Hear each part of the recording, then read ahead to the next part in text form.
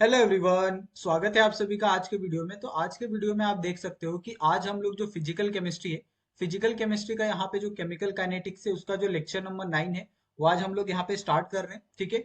और आज के लेक्चर में हम लोग दो टॉपिक कवर करने वाले हैं। सबसे पहला टॉपिक यहाँ पे होगा अप्रोक्सीमेशन मेथड और दूसरा होगा आपका पैरेलल रिएक्शन। ओके। इससे पहले वाले आपने अगर लेक्चर नंबर 1 से 8 तक अगर नहीं देखे होंगे तो इसमें आपको केमिकल काइनेटिक्स में बहुत ज्यादा दिक्कत आएगी, क्योंकि हमने जो केमिकल काइनेटिक्स का यहाँ पे जो सीरीज स्टार्ट किया है वो सीरीज में हमने ऑलरेडी 1 से 8 तक जो वीडियो है वो ऑलरेडी अपलोड कर दिए हैं। ओके।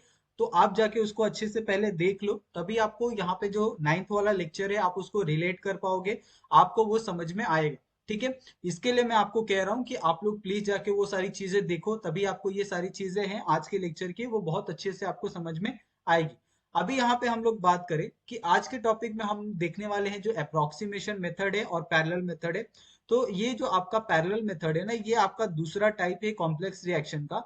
और जो अप्रोक्सीमेशन मेथड है ना, ये हम लोग जो आपका फर्स्ट टाइप था कॉन्जिक्यूटिव रिएक्शन में, उसमें भी आपका अप्रोक्सीमेशन मेथड यूज हुआ था। यानी कौन कौन से मेथड होते हैं जिससे हम लोग कॉन्जिक्यूटिव रिएक्शन को फाइंड कर सकते हैं, पैरेलल रिएक्शन को फाइंड कर सकते हैं। तो इसमें हम लोग ये अप्रोक्सीमेशन जो मेथड होता है उसको हम लोग यहाँ पे स्टडी करते हैं। ओके। तो जो सबसे पहला यहाँ पे जो टॉपिक होगा वो अप्रोक्सीमेशन जो मेथड होगा उसको हम एक बार क्लियर कर लेते हैं, ताकि आपको ये आगे आने वाले जितने भी टाइप होंगे उसके अंदर सब में ये यूज होने वाला है अप्रोक्सीमेशन मेथड। तो उसके अंदर आपको कोई कंफ्यूजन ना हो। ओके।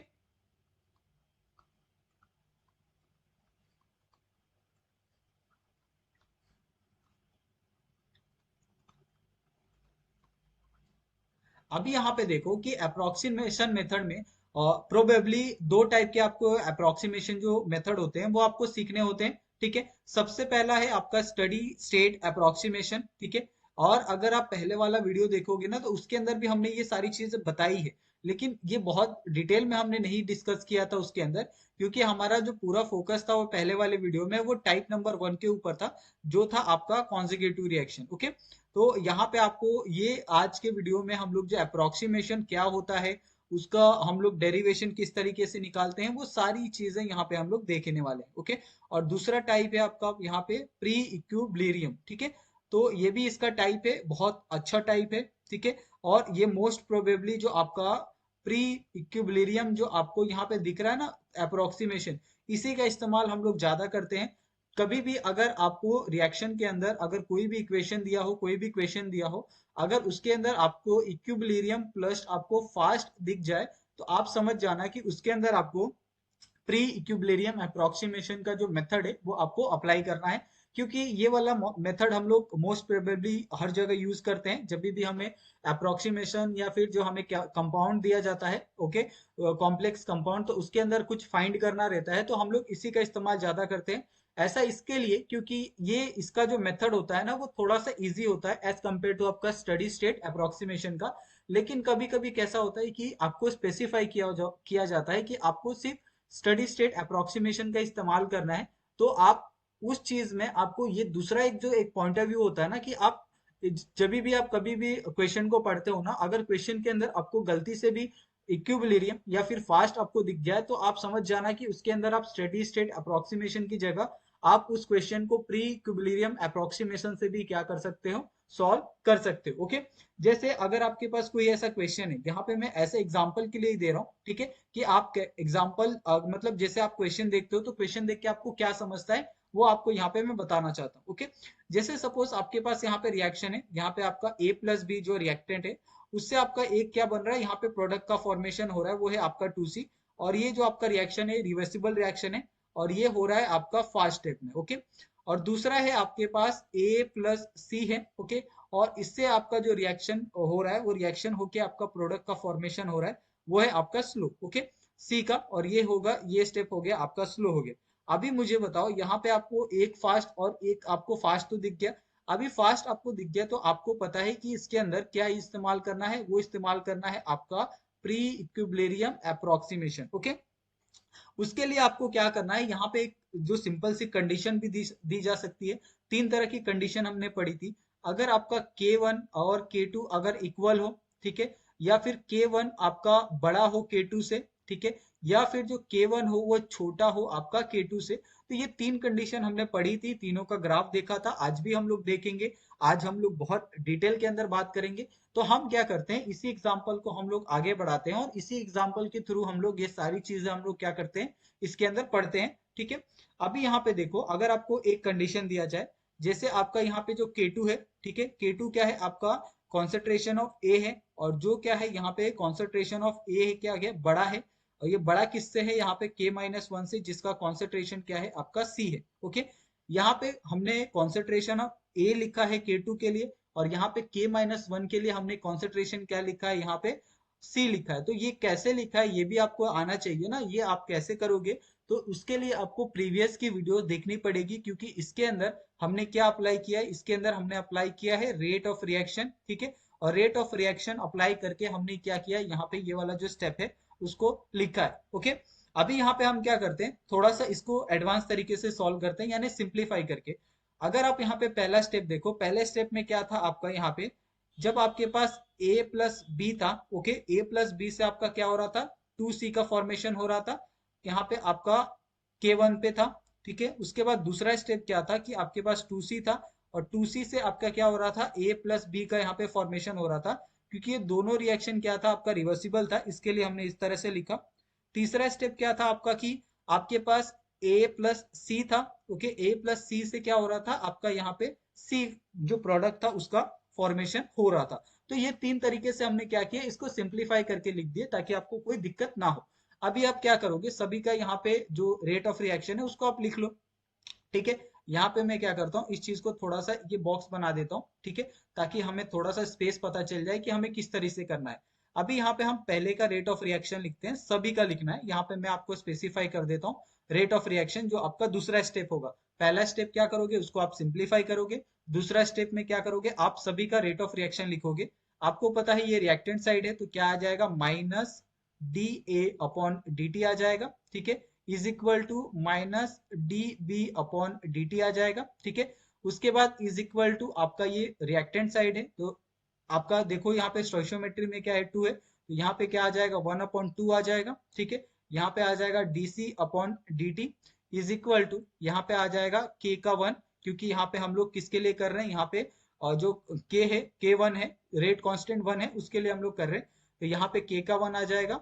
अभी आप रिएक्टेंट में कौन कौन से दो हैं, यहाँ पे ए है और दूसरा क्या है आपके पास बी है, ओके। तो ये आपके पास एक इक्वेशन बना। दूसरा भी हम रेट ऑफ रिएक्शन निकालेंगे, जो है आपका दूसरा इक्वेशन। तो दूसरा इक्वेशन क्या है, यहाँ पे देखोगे तो ये आपका रिएक्टेंट साइड है, तो यहाँ पे आ जाएगा D C upon D T, okay, is equal to, यहाँ पे आपका प्रोडक्ट साइड में क्या है, ए और बी है, तो यहाँ पे आपका D A upon D T, okay, is equal to आपका d B upon D t, और इज इक्वल टू यहाँ पे क्या है, K-1 है, यहाँ पे प्रोडक्ट साइड क्या है आपके पास, C है, तो कॉन्सेंट्रेशन ऑफ C आ जाएगा, ठीक है। उसी तरीके से तीसरे का भी हम लिखेंगे। तीसरे में देखो आपके पास A और C क्या है, रिएक्टेंट साइड है, तो यहाँ पे आपका DC अपॉन dt आ जाएगा वैल्यू, इज इक्वल टू, दूसरा क्या है आपके पास, सॉरी, यहाँ पे DA अपॉन dt आ जाएगा, दूसरे में आपका DC अपॉन dt आ जाएगा, तो इस चीज को आप करेक्ट कर लो। और इज इक्वल टू, यहाँ पे प्रोडक्ट में क्या है आपका, प्रोडक्ट में है आपका DC अपॉन dt है, प्लस में आएगा, इसके लिए हमने यहाँ पे कुछ नहीं लिखा। और इसका क्या आ जाएगा, रेट कांस्टेंट K2 आएगा, और यहाँ पे क्या आ जाएगा आपके पास, A आएगा, कॉन्सेंट्रेशन ऑफ A और कॉन्सेंट्रेशन ऑफ C, ओके। तो ये आपका यहाँ पे रेट ऑफ रिएक्शन हमने लिख दिया है। अभी यहाँ पे क्या बोला है आपको, यहाँ पे बोला है आपको जो dt अपॉन डी, यहाँ पे D A upon D T है ना, okay, D A upon D T अगर आपको पूछा जाए, सपोज यहाँ पे आपको एक पूछा जाए, आपको क्या पूछा जाए, यहाँ पे D A upon D T पूछा जाए, और इसकी वैल्यू आपको दी जाए K2, ठीक है, यहाँ पे कॉन्सेंट्रेशन ऑफ ए दिया जाए, और यहाँ पे कॉन्सेंट्रेशन ऑफ सी दिया जाए, ओके। और ये इक्वेशन में क्या करता हूँ, एक नंबर दे देता हूँ, जो है आपका लास्ट वाला इक्वेशन, जिसमें आपको D A upon D T पूछा है, ठीक है। यहाँ पे अगर आपने नेगेटिव साइड उस साइड लेके गए, क्योंकि दोनों नेगेटिव है, तो ये दोनों नेगेटिव क्या हो जाएंगे, कट हो जाएंगे, इसके लिए वहां पे नहीं जाएगा, ओके। तो ये आपको समझ में आ गया होगा। अभी हम क्या करेंगे, यहाँ पे आपको सिंप्लीफाई करके दिया है कि स्टडी स्टेट अप्रोक्सीमेशन का इस्तेमाल आपको करना है इसके अंदर। अगर आप इसके अंदर स्टडी स्टेट अप्लाई करते हो, ठीक है, तो according to the steady state approximation के हिसाब से आप किस तरीके से इसको सॉल्व करोगे, हम दोनों तरीके से सॉल्व करके आपको बताएंगे और हम कंपेयर करेंगे कि स्टडी स्टेट अप्रोक्सीमेशन आपका इजी है या फिर प्री इक्विलिब्रियम अप्रोक्सीमेशन इजी है। क्योंकि यहाँ पे आपको स्लो भी लिख के दिया है और फास्ट भी लिख के दिया है, तो यहाँ पे आप फास्ट के लिए प्री इक्विलिब्रियम अप्रोक्सीमेशन यूज कर सकते हो और स्लो के लिए यहाँ पे स्टडी स्टेट अप्रोक्सीमेशन। जो स्टडी स्टेट अप्रोक्सीमेशन है वो हर एक आप इक्वेशन के लिए, हर इक्वेशन के लिए आप यूज कर सकते हो अगर केमिकल काइनेटिक्स में आपको पूछा जाए अप्रोक्सीमेशन वाला क्वेश्चन तो ओके। लेकिन जो इक्विलिब्रियम होता है वो स्पेसिफाई होता है, अगर आपको फास्ट जो रिएक्शन रेट हो रहा है उसी के लिए आप क्या कर सकते हो, यहाँ पे यूज कर सकते हो ओके। यहाँ पे आपको एक कंडीशन में, यहाँ पे मैंने क्या दी, कंडीशन दे दी जिसमें आपको कहा गया है कि जो आपका dA/dt है उसकी वैल्यू यहाँ पे दी गई है ओके।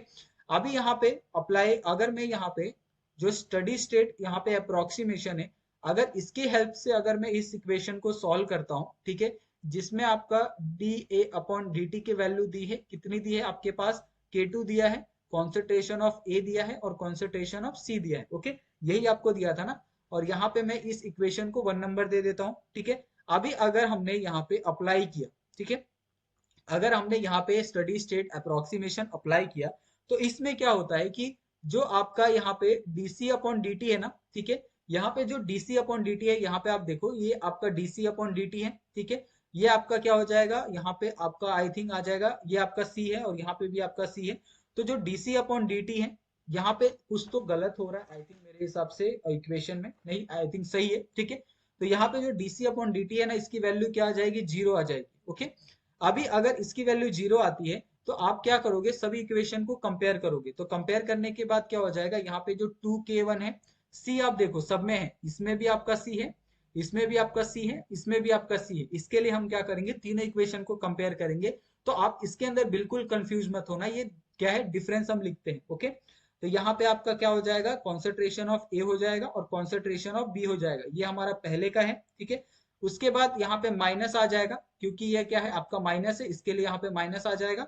माइनस क्या हो जाएगा यहाँ पे 2K-1, यहाँ पे कॉन्सेंट्रेशन ऑफ C ठीक है, ये हो गया। उसके बाद यहाँ पे आपका प्लस आ जाएगा, क्योंकि यहाँ पे माइनस है और यहाँ पे भी माइनस है, माइनस में माइनस माइनस क्या हो जाता है, प्लस हो जाता है, तो आप इस चीज का ध्यान रखोगे ठीक है। उसके बाद प्लस आ जाएगा, प्लस क्या हो जाएगा यहाँ पे K2, और यहाँ पे आ जाएगा आपका कॉन्सेंट्रेशन ऑफ A और कॉन्सेंट्रेशन ऑफ C आ जाएगा ठीक है।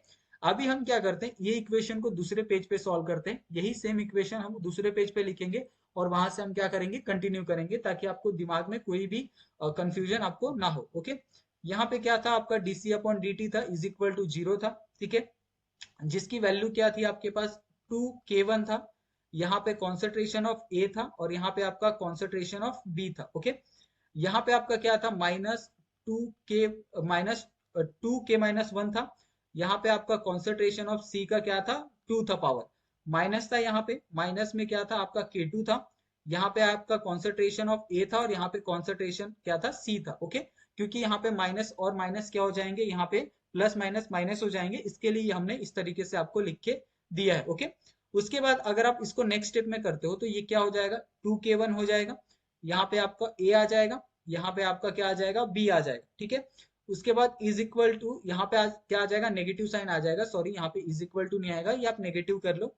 यहाँ पे आ जाएगा 2K-1 आ जाएगा, कॉन्सेंट्रेशन ऑफ C का यहाँ पे पावर 2 आ जाएगा, प्लस आपका यहाँ पे K2 आ जाएगा ठीक है, और concentration of A and concentration of यहाँ पे आ जाएगा C आ जाएगा ओके। अभी हम क्या करते हैं, इसको सॉल्व करते हैं। सपोज मैं क्या करता हूँ, ये वाले इक्वेशन को हम लोग इस साइड ले लेते हैं, यानी लेफ्ट साइड रख लेते हैं। तो लेफ्ट साइड रखने पे क्या हो जाएगा, ये 2K1 आ जाएगा, यहाँ पे आपका A हो जाएगा ठीक है, और ये आपका कॉन्सेंट्रेशन ऑफ B हो जाएगा ठीक है, इज इक्वल टू, यहाँ पे क्या है आपका 2K-1 है, कॉन्सेंट्रेशन ऑफ C है ठीक है, और इसकी पावर क्या है आपके पास 2 है, ये आपका प्लस है, K2 है, कॉन्सेंट्रेशन ऑफ A है आपके पास और कॉन्सेंट्रेशन ऑफ C है ओके। अभी क्या होगा, यहाँ पे आपको, अगर आपको यहाँ पे सिर्फ कॉन्सेंट्रेशन ऑफ C निकालना है तो कॉन्सेंट्रेशन ऑफ C आप आसानी से निकाल सकते हो, आपको इसके अंदर कोई दिक्कत नहीं होगी ठीक है। अभी आप इसको किस तरीके से लिख सकते हो, यहाँ पे मैं बताता हूँ। जैसे अगर आपको सिर्फ कॉन्सेंट्रेशन ऑफ C पूछा है तो यहाँ पे जो वैल्यू आएगी वो क्या आ जाएगी, 2K1 आ जाएगी, यहाँ पे कॉन्सेंट्रेशन ऑफ A और यहाँ पे कॉन्सेंट्रेशन ऑफ B आ जाएगा ओके। यहाँ पे अगर आप देखो, यहाँ पे आपका C है, यहाँ पे भी आपका C है।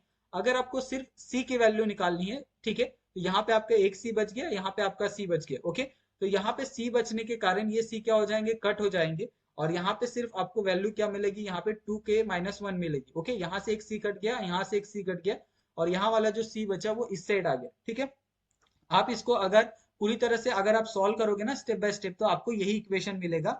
हमने क्या किया, स्टेप बाय स्टेप नहीं सॉल्व किया, हमने ये डायरेक्ट यहाँ पे जो स्टेप है ये हमने यहाँ पे लिख दिया है। ओके, इस स्टेप को आप क्या करो, यहाँ पे आप स्टार मार्क दे दो। ठीक है, यहाँ पे स्टार मार्क इसके लिए देने के लिए कह रहा हूँ क्योंकि ये इक्वेशन आपके लिए इंपॉर्टेंट है। ठीक है, अभी यहाँ पे आपके पास c की वैल्यू आपको मिल गई। ठीक है, यहाँ पे c स्क्वायर की वैल्यू मिली है, सॉरी। ठीक है, अभी आपको क्या निकालना है, यहाँ पे c की वैल्यू निकालनी है। ठीक है, तो c की वैल्यू कैसे निकालोगे आप, यहाँ पे आपके पास क्या है, k है। ठीक है, और सॉरी यहाँ पे आपका क्या है, 2 है, k है। ओके, यहाँ पे क्या आ जाएगा, a आ जाएगा, यहाँ पे आपका b आ जाएगा। ठीक है, और नीचे की वैल्यू क्या थी आपके पास, k-1 आ जाएगी, यहाँ पे भी 2 था, यहाँ पे भी 2 था।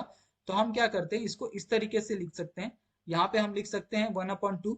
अगर आप दोनों साइड यहाँ पे 1/2 को मल्टीप्लाई करोगे तो यहाँ पे क्या आ जाएगा, 2k1 a, और यहाँ पे b आ जाएगा, और नीचे क्या आ जाएगा, 2k-1 आ जाएगा। ओके, इस इक्वेशन को हम इक्वेशन नंबर 2 देते हैं, इसको हम इक्वेशन नंबर 1 देते हैं, या फिर हमने पहले भी इक्वेशन नंबर 1 दिया है। ठीक है, इस इक्वेशन को हम क्या करते हैं, यहाँ पे आप देखोगे पहले यहाँ पे हमने एक इक्वेशन को इक्वेशन नंबर 1 दिया था, जो है आपका dA/dt है। ओके, अभी हम क्या करेंगे, यहाँ पे आपके पास इक्वेशन 1 और इक्वेशन 2 मिल गए। ओके, तो हम क्या करेंगे, जो आपके पास इक्वेशन 2 है ना, ठीक है, इक्वेशन 2 को हम क्या करेंगे, 1 के अंदर डाल के देखेंगे कि हमारे पास क्या आता है। ओके, तो ये हमारे पास क्या था, यहाँ पे हमारे पास था dp/dt, dd/dt। ठीक है, ये वैल्यू हमारे पास था, और इसकी वैल्यू क्या थी हमारे पास, k2 था, यहाँ पे a था, और यहाँ पे आपका क्या था, c था। ठीक है, यहाँ पे आपका क्या था, सॉरी यहाँ पे आपका dA/dt था। ठीक है, तो यहाँ पे क्या हो जाएगा, अगर आप इसको सॉल्व करोगे, आपको क्या करना है, यहाँ पे सिंपली c की जगह आपको ये पूरा इक्वेशन क्या करना है, पुट करना है। ओके, और आपको कुछ नहीं करना है। तो यहाँ पे आपका k2 आ जाएगा, यहाँ पे आपका कॉन्सेंट्रेशन ऑफ a आ जाएगा। ठीक है, अभी आपको क्या करना है, c की जगह आपको ये पूरी वैल्यू को लिखना है। ठीक है, तो यहाँ पे क्या आ जाएगा, k1 आ जाएगा, 1/2 आ जाएगा। ठीक है, यहाँ पे कॉन्सेंट्रेशन ऑफ ए आ जाएगा, यहाँ पे भी आपका 1/2 आ जाएगा, यहाँ पे आपका कॉन्सेंट्रेशन ऑफ बी, और यहाँ पे भी आपका 1/2, क्योंकि 1/2 क्या सभी को यहाँ पे था ना, इसके लिए। और नीचे क्या था आपका, नीचे था आपका यहाँ पे k-1 था ना, तो यहाँ पे क्या हो जाएगा, k-1 हो जाएगा, और यहाँ पे ब्रैकेट का 1/2 आ जाएगा। ठीक है, ये बहुत सिंप्लीफाइड तरीके से हम लोग यहाँ पे बता रहे हैं कि आपको सिर्फ c की वैल्यू यहाँ पे पुट करनी थी, और c का यहाँ पे होल स्क्वायर क्या था, यहाँ पे होल था 1/2 था। ठीक है, इसके लिए हमने क्या किया, सभी जगह 1/2 लिखा है। अभी हम क्या करेंगे, इस चीज को सॉल्व करेंगे, और सॉल्व करने के बाद हमारे पास एक फाइनल इक्वेशन क्या आता है, वो हम क्या करेंगे आपको यहाँ पे बताएंगे। ठीक है, अभी यहाँ पे अगर हम dA/dt की वैल्यू का अगर हम सॉल्व करें, तो यहाँ पे क्या मिलेगा आपके पास, यहाँ पे मिलेगा k½ मिलेगा। ठीक है, और यहाँ पे दूसरा है क्या आपके पास, k2 है, और नीचे क्या है आपके पास, k-1 है। ठीक है, और यहाँ पे आपका क्या है, 1/2 है। ठीक है, और बाकी का जो बचा हुआ है वो क्या है, a/3/2 है, और दूसरा क्या है, b/2 है। अभी यहाँ पे बहुत से लोगों को ये हो सकता है कि यहाँ पे a3/2 कैसे आया। ओके, तो यहाँ पे a3/2 इसके लिए आया क्योंकि यहाँ पे अगर आप देखोगे a की पावर क्या है, यहाँ पे 1 है, और यहाँ पे a की पावर क्या है, 1/2 है। अगर जब भी आप यहाँ पे 1 है और यहाँ पे 1/2 है ना, तो इसको अगर आप यहाँ पे इसका एलसीएम निकालोगे, तो ये क्या हो जाएगा, यहाँ पे 2 हो जाएगा, यहाँ पे आपका क्या हो जाएगा, +1 हो जाएगा, और नीचे क्या हो जाएगा आपका 2 हो जाएगा, तो ये हो जाएगी वैल्यू 3/2 हो जाएगी। ओके, बहुत सिंपल होता है, आप किसी का भी यहाँ पे एलसीएम निकाल सकते हो, बहुत सिंपल होता है, बहुत ज्यादा दिक्कत आपको नहीं आती है। ओके, तो इस तरीके से आपका एक इक्वेशन बन गया। ठीक है, और ये इक्वेशन को हम लोग क्या बोल सकते हैं, के ओवरऑल इक्वेशन भी कह सकते हैं। ठीक है, और इस के ओवरऑल इक्वेशन को हम क्या करते हैं, सिंपली डबल कर देते हैं। ठीक है, ये जो आपका के ओवरऑल इक्वेशन है ना, इस इक्वेशन को हम क्या करते हैं, डबल कर देते हैं। अगर हम पूरा इक्वेशन को अगर हम डबलिंग कर देंगे, तो डबलिंग करने के बाद क्या होगा, यहाँ पे कॉन्सेंट्रेशन ऑफ ए आ जाएगा। ठीक है, इज इक्वल टू यहाँ पे क्या हो जाएगा, 2a हो जाएगा। ठीक है, यहाँ पे क्या हो जाएगा आपका dA/dt की जो वैल्यू है वो हो जाएगी आपके पास 2 यहाँ पे, और यहाँ पे हो जाएगा आपका 3/2 हो जाएगा। ठीक है, अभी हम 2 और 3/2 को हम कैसे लिख सकते हैं, यहाँ पे इसको हम लिख सकते हैं यहाँ पे बहुत सिंपल तरीके से। ये आपका नीचे आपका जो स्क्वायर दिया इसको हमने रूट कर लिया, यहाँ पे आपको दो कितने बार दिया है, दो आपको दिया है 3 बार, तो यहाँ पे 2 इंटू 2 आ जाएगा। अगर सभी का आप यहाँ पे रूट लिख लो, यहाँ पे 2 रूट मल्टीप्लाई बाय आपके 2 रूट मल्टीप्लाई बाय आपके पास 2 रूट, तो इसका जो यहाँ पे आंसर आएगा वो आ जाएगा आपके 2 रूट 2 आ जाएगा। ओके, आप इसको ऐसे भी कर सकते हो, यहाँ पे आप क्या करोगे, अगर आपने मल्टीप्लाई बाय 2 इंटू 2 किया तो 2 इंटू 2 4 हो गया, और 4 का रूट क्या होता है आपके पास, 4 का स्क्वायर रूट होता है 2 होता है, तो 2 बाहर आ जाएगा और सिंपली यहाँ पे √2 आपका अंदर रह जाएगा। तो आप इस तरीके से भी कर सकते हो और इस तरीके से भी कर सकते हो, आपके ऊपर है। दोनों चीजें बहुत सिंपल है, आपको थोड़ा भी दिक्कत यहाँ पे नहीं आएगा। ठीक है, ये आपने समझ लिया कि आपको किस तरीके से करना है और आपको इसके अंदर कैसे आपको ये सारी चीजों को सॉल्व करना है।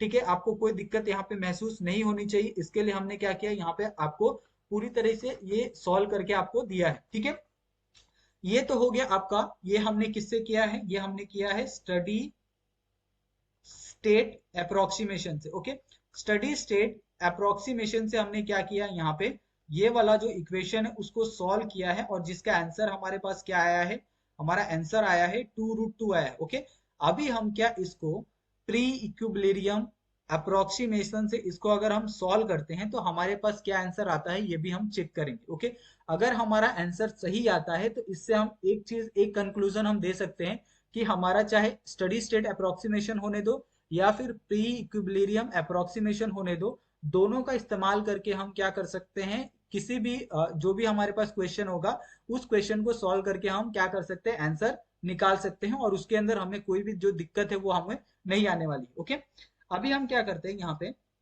जो हमारा दूसरा स्टेप था ना, सेकंड। ओके, सेकंड वाला क्या था हमारे पास, pre, okay, pre equilibrium, okay, approximation.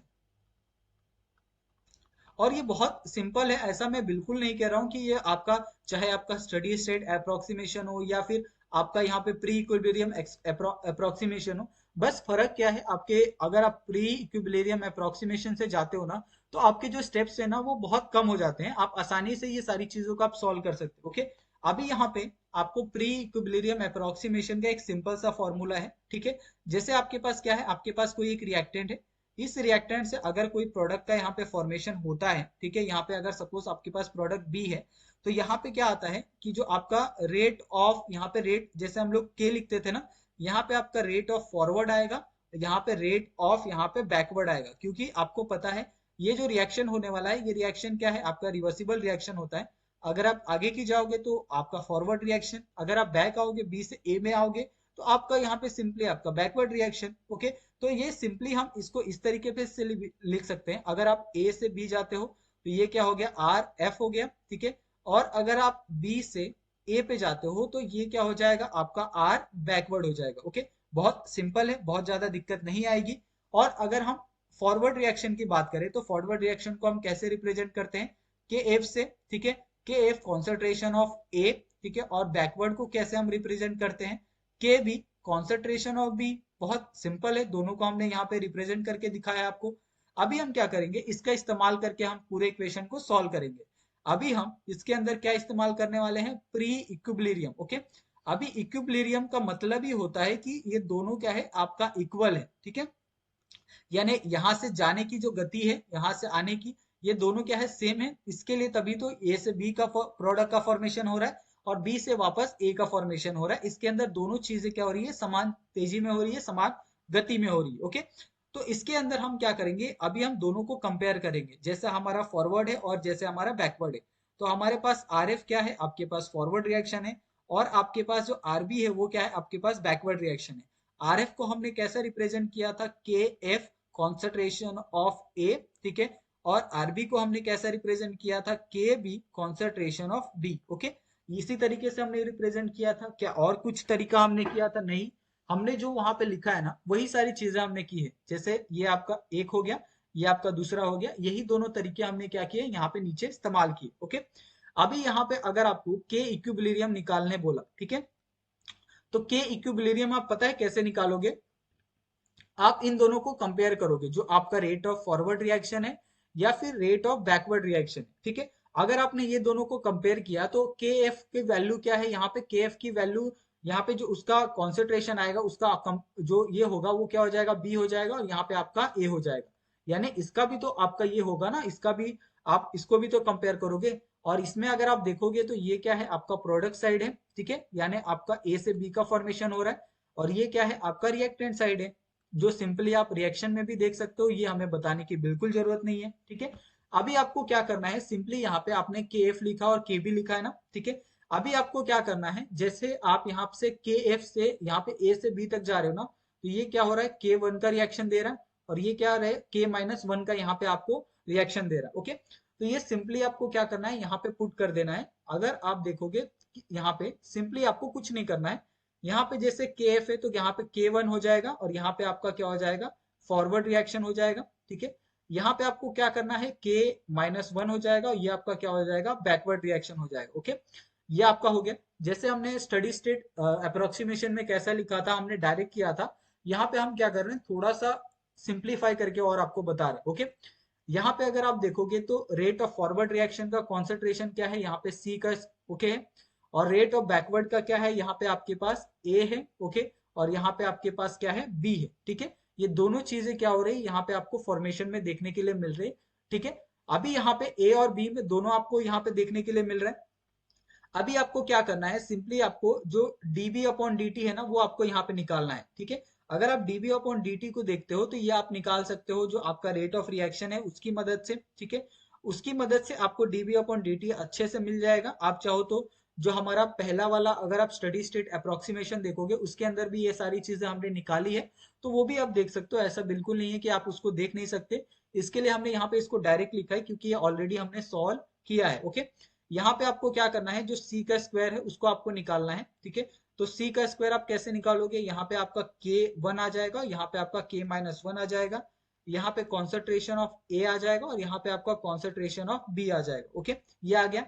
और सिर्फ अगर आपको यहाँ पे सी की वैल्यू पूछिए, यहाँ पे सी स्क्वायर है ना, सिर्फ अगर आपको सी की वैल्यू पूछी तो सी की वैल्यू क्या आ जाएगी, यहाँ पे के अपॉन के minus one, concentration of A और कॉन्सेंट्रेशन ऑफ बी आ जाएगा, पूरा होल ब्रैकेट। और होल ब्रैकेट का क्या आ जाएगा, यहाँ पे वन अपॉन टू आ जाएगा, ठीक है। ये वैल्यू आ गई।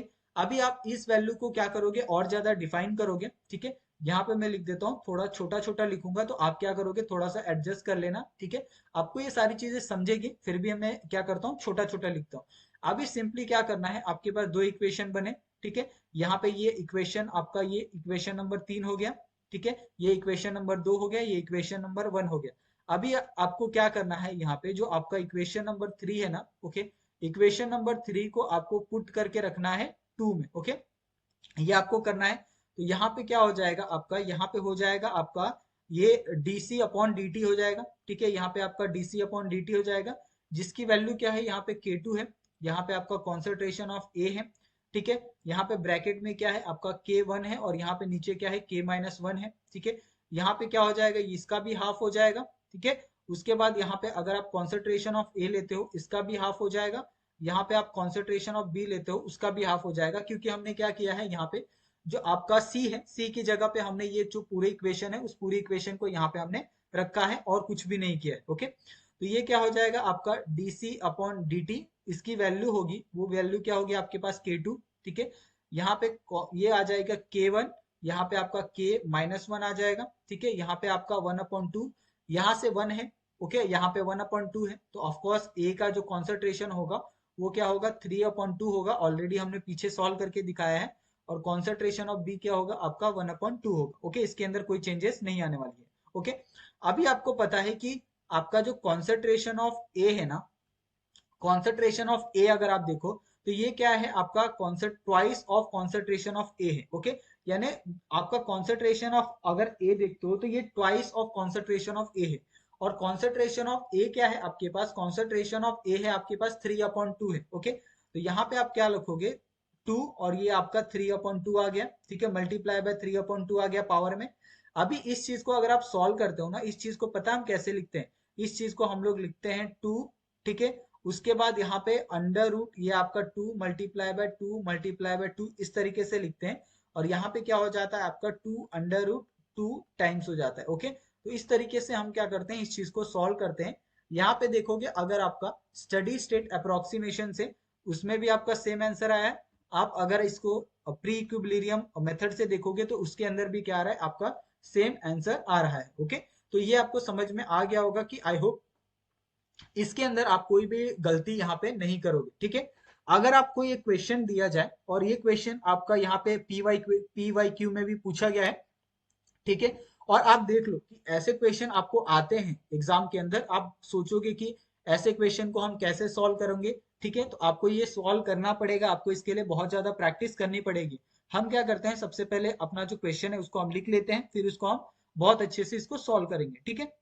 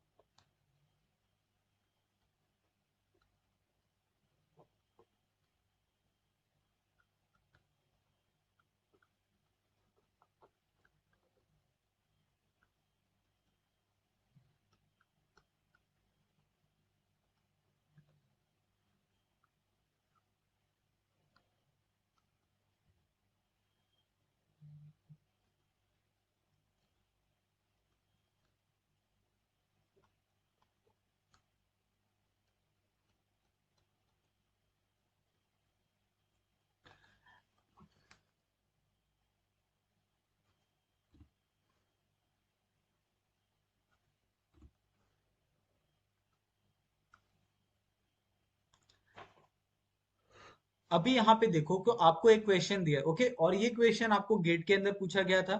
इस क्वेश्चन में आपको क्या दिया है कि फॉर द फॉलोइंग रिएक्शन, आपके पास एक रिएक्शन दिया है जिसमें आपका ए प्लस बी दिया है, यो और ये क्या है, रिवर्सिबल रिएक्शन है जिससे आई का फॉर्मेशन हो रहा है, और आई से आपका क्या हो रहा है, पी का फॉर्मेशन हो रहा है। ये आपके पास एक कंप्लीट रिएक्शन दिया है जिसमें आपको K1 और K-1 और K2 तीनों की वैल्यू आपको यहाँ पे दी है। ओके, तो हम क्या करते हैं, इस पूरे रिएक्शन को हम थोड़ा सा सिंप्लीफाई कर देते हैं।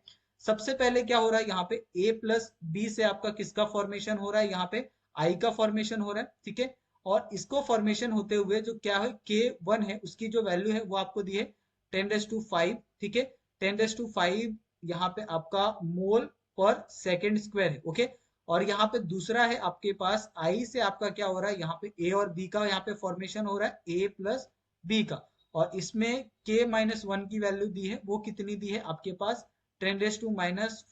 ओके, सेकेंड इनवर्स दिया है, और दूसरा आपके पास दिया है यहाँ पे आई से आपके पास P का फॉर्मेशन दिया है। ठीक है, और इसकी जो K2 की वैल्यू दी है वो आपको दी है 10⁻⁴ सेकेंड का स्क्वायर। ओके, सेकेंड इनवर्स दिया है। ओके, ये आपके पास एक कंप्लीट आपको यहाँ पे जो डाटा है वो आपको दिया है। अभी हम क्या करेंगे, सभी का यहाँ पे जो रेट ऑफ रिएक्शन है वो हम रेट ऑफ रिएक्शन लिखते हैं, और फिर रेट ऑफ रिएक्शन लिखने के बाद हम क्या करेंगे, इसको कंपेयर करेंगे, ताकि आपको कोई दिक्कत यहाँ पे महसूस ना हो। जैसे हमने कहा था कि यहाँ पे आपको ये पूरी तरह से किस में पूछा है, आपको स्टडी स्टेट अप्रोक्सीमेशन में पूछा है, तो आप क्या करोगे, इसको स्टडी स्टेट अप्रोक्सीमेशन में ही करोगे। ओके, तो यहाँ पे अगर आप देख सकते हो कि इन द यूजिंग, यहाँ पे आपको स्टडी स्टेट अप्रोक्सीमेशन क्या करना है, यहाँ पे यूज करना है। ओके, और उसी का इस्तेमाल करके आपको ये इक्वेशन को क्या करना है, सॉल्व करना है। ठीक है, यहाँ पे हम क्या करते हैं, पहले का यहाँ पे रेट ऑफ रिएक्शन लिखते हैं। ओके, तो पहले का रेट ऑफ रिएक्शन क्या आ जाएगा, यहाँ पे माइनस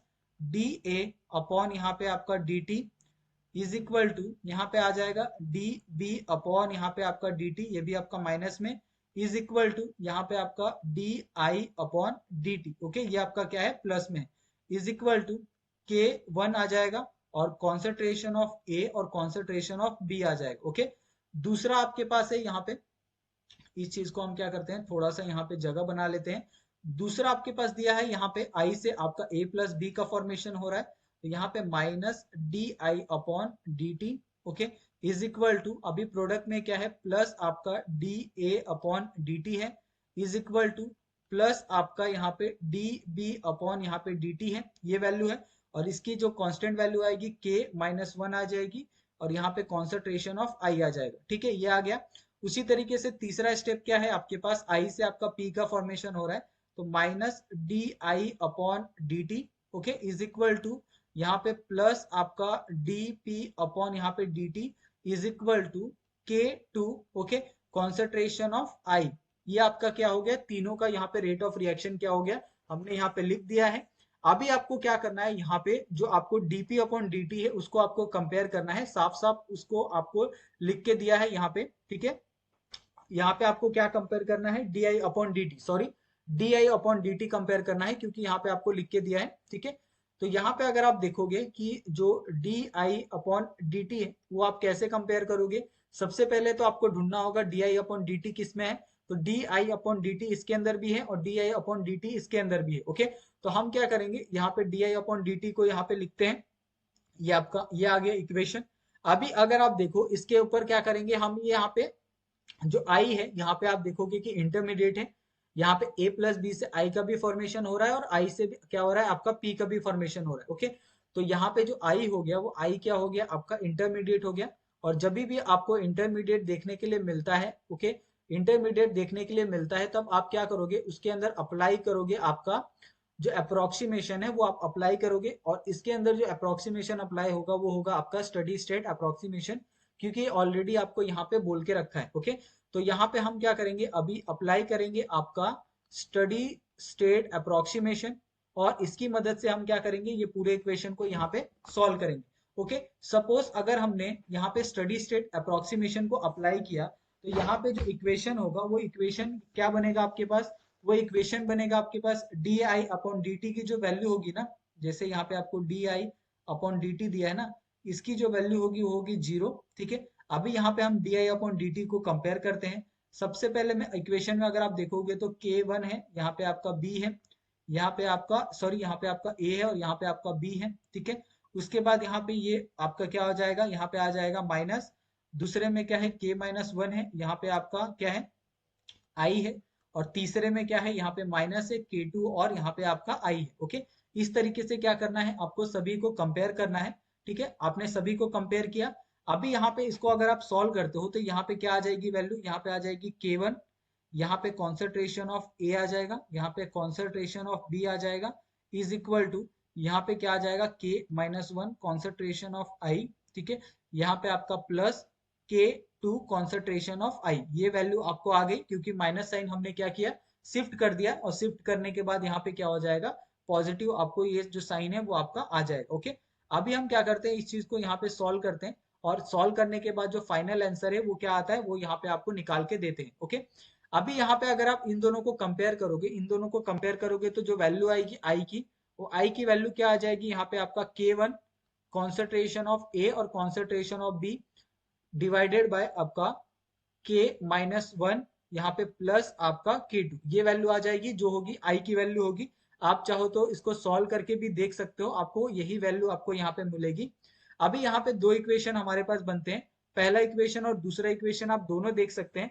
पहला इक्वेशन क्या हो सकता है, आपका ये वाला इक्वेशन। ठीक है, और दूसरा इक्वेशन आपका कौन सा हो सकता है, यहाँ पे ये वाला इक्वेशन। ठीक है, अभी हम दोनों इक्वेशन को क्या करेंगे, कंपेयर करेंगे, पुट यहाँ पे put equation two in one. Okay, आपको क्या करना है, यहाँ पे जो आई है, यहाँ पे ये आपका इक्वेशन वन है, और आई में क्या करना है, आपको इक्वेशन टू आपको सिंपली यहाँ पे पुट कर देना है। ओके, तो यहाँ पे क्या है आपके पास d I upon D T है। ओके, सॉरी यहाँ पे डीपी अपॉन डी टी होगा, क्योंकि हम लोग प्रोडक्ट का देख रहे हैं ना, तो ये डीपी अपॉन डी टी है, इज इक्वल टू आपके पास क्या हो जाएगा, के टू, ये आप यहाँ पे देख सकते हो के टू है।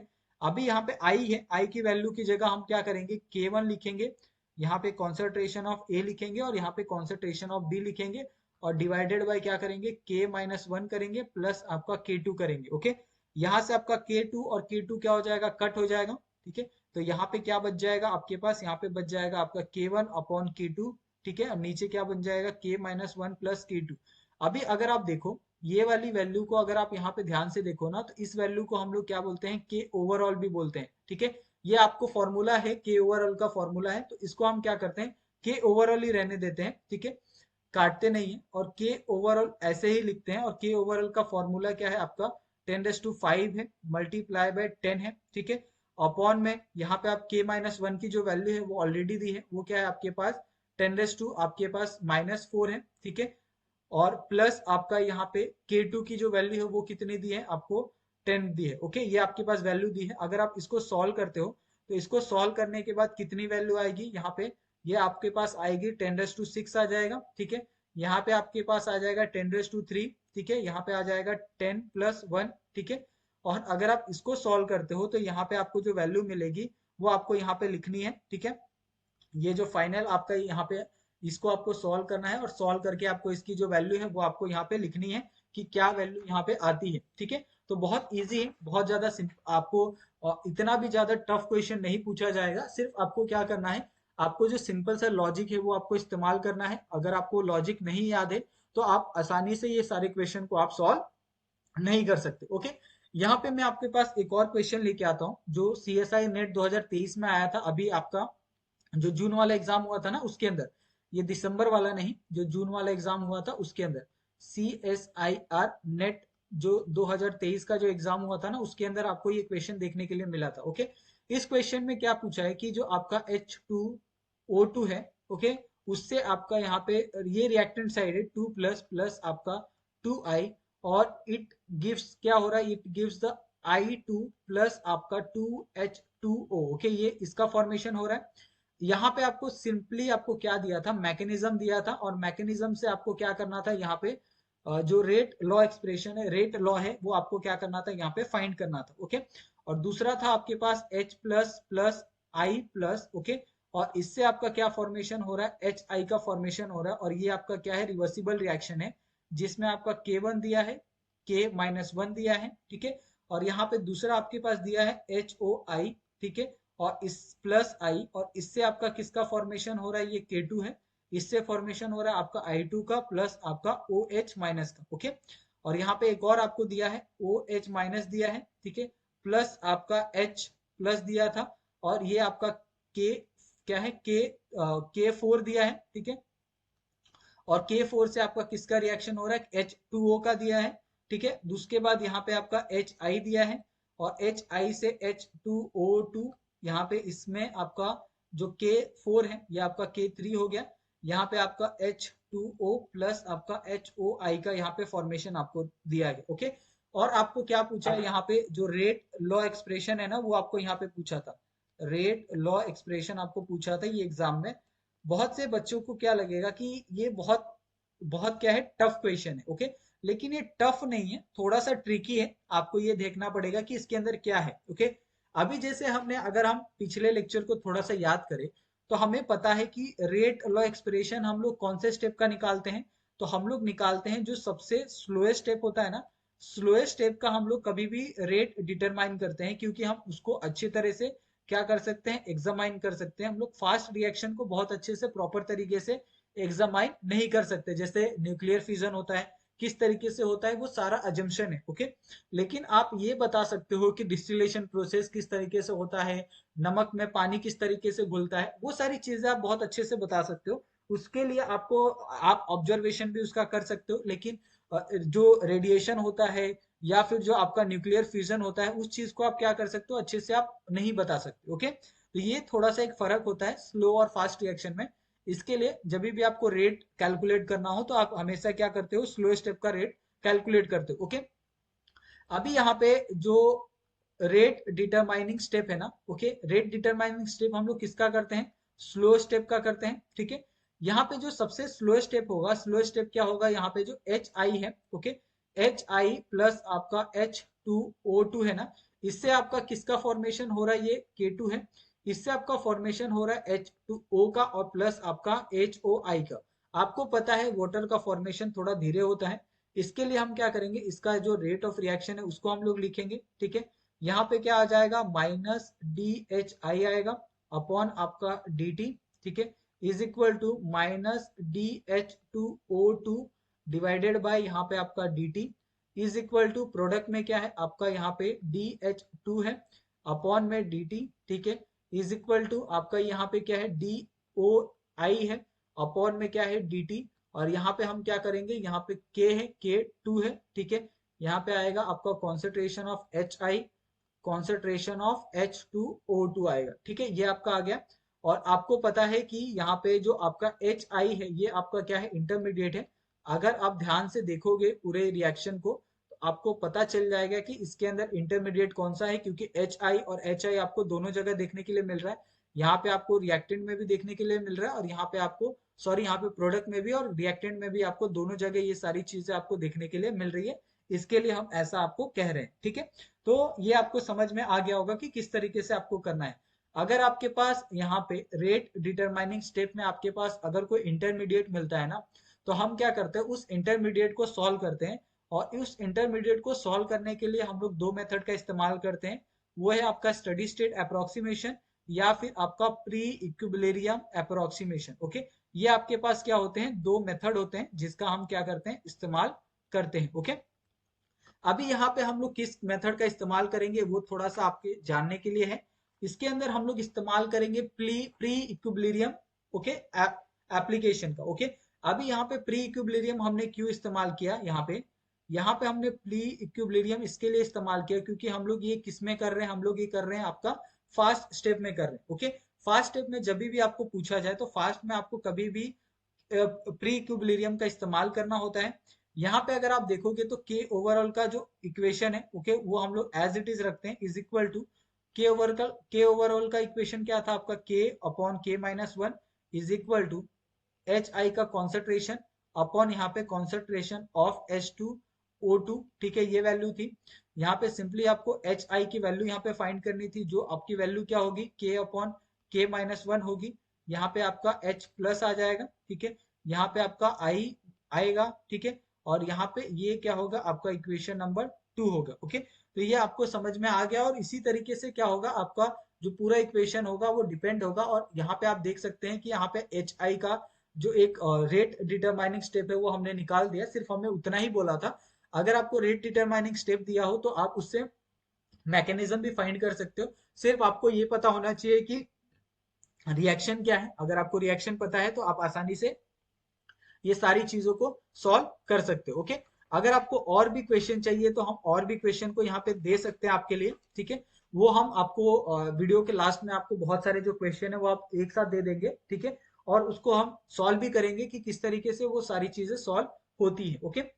यहाँ पे अभी हमारा जो टॉपिक है, जो मेन हमारा टॉपिक था वो था हमारा पैरेलल रिएक्शन का, ओके।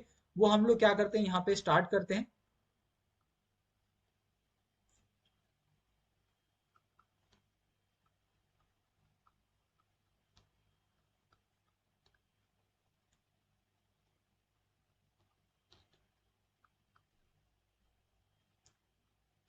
अभी यहाँ पे देखो, पैरेलल रिएक्शन में अगर हम बात करें तो पैरेलल रिएक्शन क्या है, ये पैरेलल रिएक्शन क्या है, हम लोग किस में पढ़ रहे हैं, टाइप ऑफ कॉम्प्लेक्स रिएक्शन में पढ़ रहे हैं, ओके।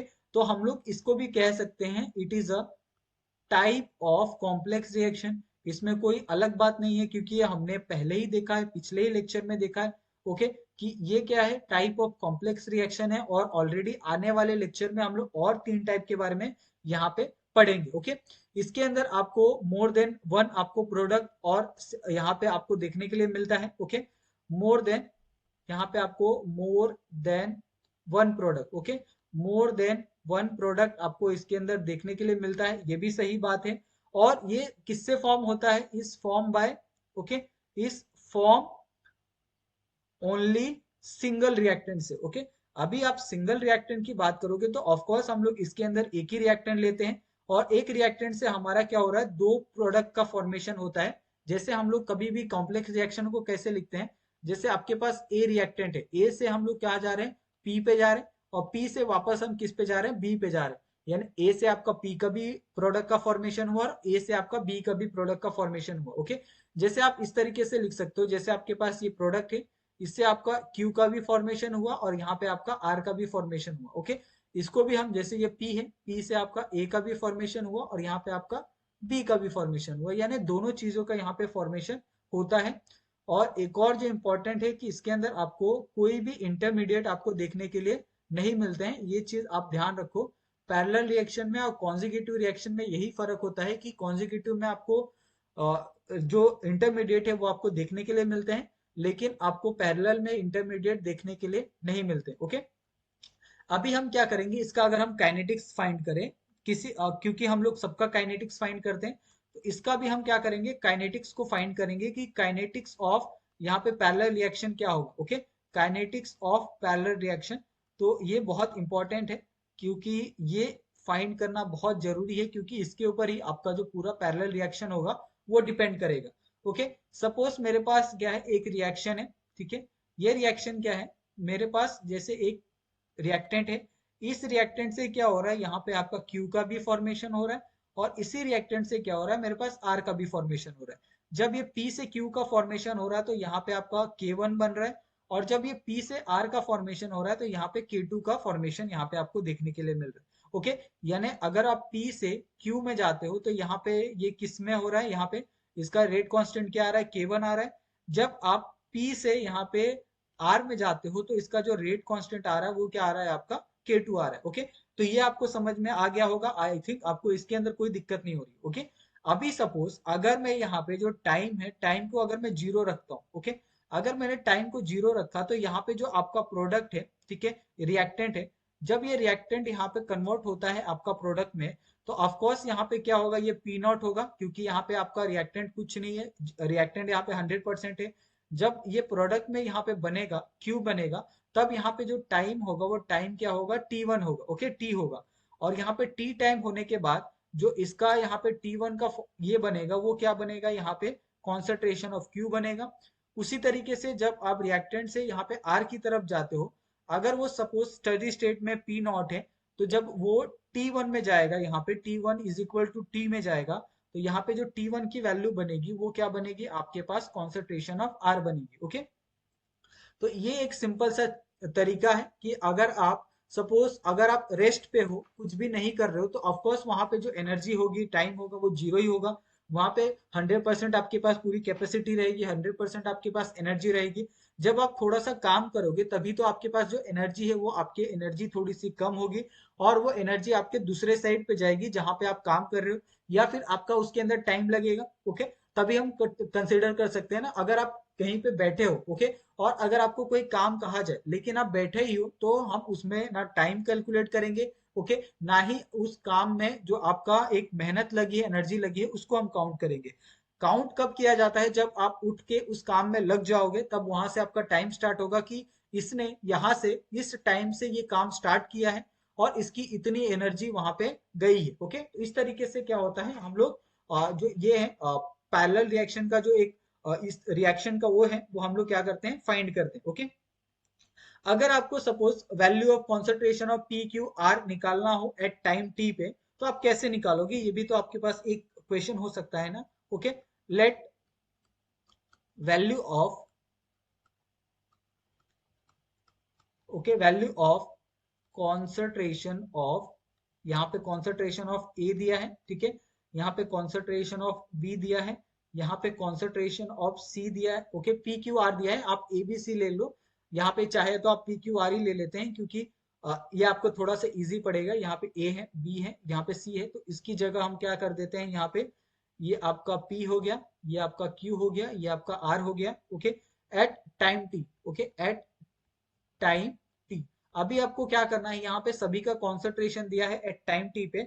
ओके, तो अगर आपको यहाँ पे जीरो पे कहा जाए, जो है पी जीरो, ठीक है, तो पी पे कैसा आपका टाइम आएगा, यह आएगा आपका P not exponential of minus यहाँ पे के वन, ओके, के वन प्लस के टू, ओके, यहाँ पे ब्रैकेट, और यहाँ पे आ जाएगा टी आ जाएगा, ठीक है, क्योंकि क्या हो रहा है कि इसमें एक ही रिएक्टेंट से क्या हो रहा है, दोनों का फॉर्मेशन हो रहा है, इसके लिए हमने क्या लिया, के वन और के टू को साथ में रखा। ओके, अगर आप Q का यहाँ पे कॉन्सेंट्रेशन लेते हो तो Q का कॉन्सेंट्रेशन क्या आ जाएगा, यहाँ पे Q का कॉन्सेंट्रेशन आ जाएगा K1 अपॉन K2 प्लस यहाँ पे आपका K1 प्लस K2। ओके, यहाँ पे आपका P नॉट माइनस P आ जाएगा यहाँ पे ऊपर, ये इस तरीके से आएगा। ठीक है, उसी तरीके से अगर आप यहाँ पे R का कॉन्सेंट्रेशन लेते हो तो R के कॉन्सेंट्रेशन में क्या आ जाएगा आपका K2 अपॉन यहाँ पे K1 प्लस आपका K2, और ऊपर क्या आ जाएगा आपका P नॉट माइनस P आ जाएगा। ठीक है, क्योंकि यहाँ पे कभी भी हम कैसा लिखते थे जब हम सिंपल वाला रिएक्शन करते थे, जैसे अगर हमें A से B जाना हो, ओके, और A से B जाते समय अगर हमारा टाइम 0 लगता है तो ये हमारा A नॉट हो जाता है और ये हमारा कुछ नहीं है। अगर जब हम टाइम T1 करते हैं तो ये A की वैल्यू क्या हो जाती है हमारे पास, A नॉट माइनस A हो जा A नॉट माइनस X हो जाती है, और B की वैल्यू क्या हो जाती है, X हो जाती है। तो सेम यहाँ पे भी आ जाएगा, ये जब आपका टाइम T1 होगा तो ये क्या हो जाएगा आपका P नॉट माइनस, यहाँ पे क्या हो जाएगा P नॉट माइनस यहाँ पे X हो जाएगा या फिर P हो जाएगा, ये जो भी आपकी चीजें वो आप रख सकते हैं। ओके, तो ये सेम चीज है, जब R पे रखोगे तो इसका अपोजिट हो जाएगा, यानी K2 अपन क्या हो जाएगा आपका K1 प्लस K2। अगर आप यहाँ पे Q पे रखते हो तो Q पे क्या हो जाएगा आपका K1 upon K1 plus K2 हो जाएगा।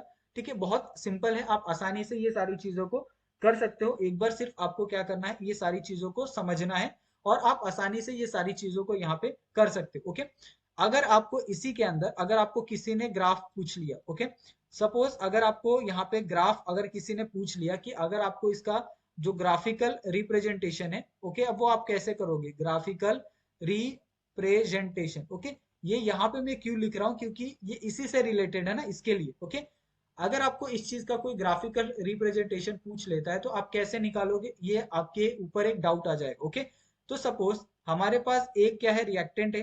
ठीक है, इस रिएक्टेंट से आपका एक प्रोडक्ट का फॉर्मेशन हो रहा है बी, उसी रिएक्टेंट से एक और प्रोडक्ट का फॉर्मेशन हो रहा है सी। ठीक है, ये आपका सी हो गया, ये आपका बी हो गया। ठीक है, अभी अगर आपको बोला जाए कि ये आपका क्या है, के है, और ये आपका K2 है। ठीक है, अभी अगर आपको यहाँ पे इससे 3 केस हो सकते हैं। 3 केस कैसे हो सकते हैं, यहाँ पे केस नंबर क्या एक हो सकता है कि जो आपका K1 है, यानी कॉन्सेंट्रेशन ऑफ जो B है, वो क्या हो सकता है, कॉन्सेंट्रेशन ऑफ C के इक्वल हो सकता है, दोनों का जो रेट कांस्टेंट है वो। केस 2 क्या हो सकता है, केस 2 ये हो सकता है कि जो आपका यहाँ पे रेट कांस्टेंट K1 है वो आप बड़ा हो सकता है K2 से। तीसरा कंडीशन ये हो सकता है कि जो आपका K1 है वो छोटा हो सकता है K2 से। ये आपके पास तीनों कंडीशन है जो आपके यहाँ पे कॉन्जिक्यूटिव में भी अप्लाई हुए थे और सेम आपका यहाँ पे भी अप्लाई होगा। दोनों में सेम चीज है, कंडीशन में कोई फर्क नहीं होगा। क्योंकि अगर आप ऐसा सोचोगे कि हम यहाँ पे दूसरा यहाँ पे टाइप देख रहे हैं तो दूसरे टाइप में दूसरा कंडीशन अप्लाई होगा, बिल्कुल नहीं। जितने भी टाइप हम लोग देखने वाले हैं यहाँ पे कॉम्प्लेक्स रिएक्शन के अंदर, सभी में आपका यही टाइप इस्तेमाल होगा ग्राफ के लिए। ठीक है, अभी सपोज अगर मैं यहाँ पे केस 1 देखता हूँ, ठीक है, अगर मैंने केस 1 को स्टडी किया तो केस 1 स्टडी क्या कहता है कि जो आपका रेट कांस्टेंट K1 है और रेट कांस्टेंट K2 है, अगर ये दोनों इक्वल है तो ग्राफ आपका किस तरीके से आएगा वो आप देखो।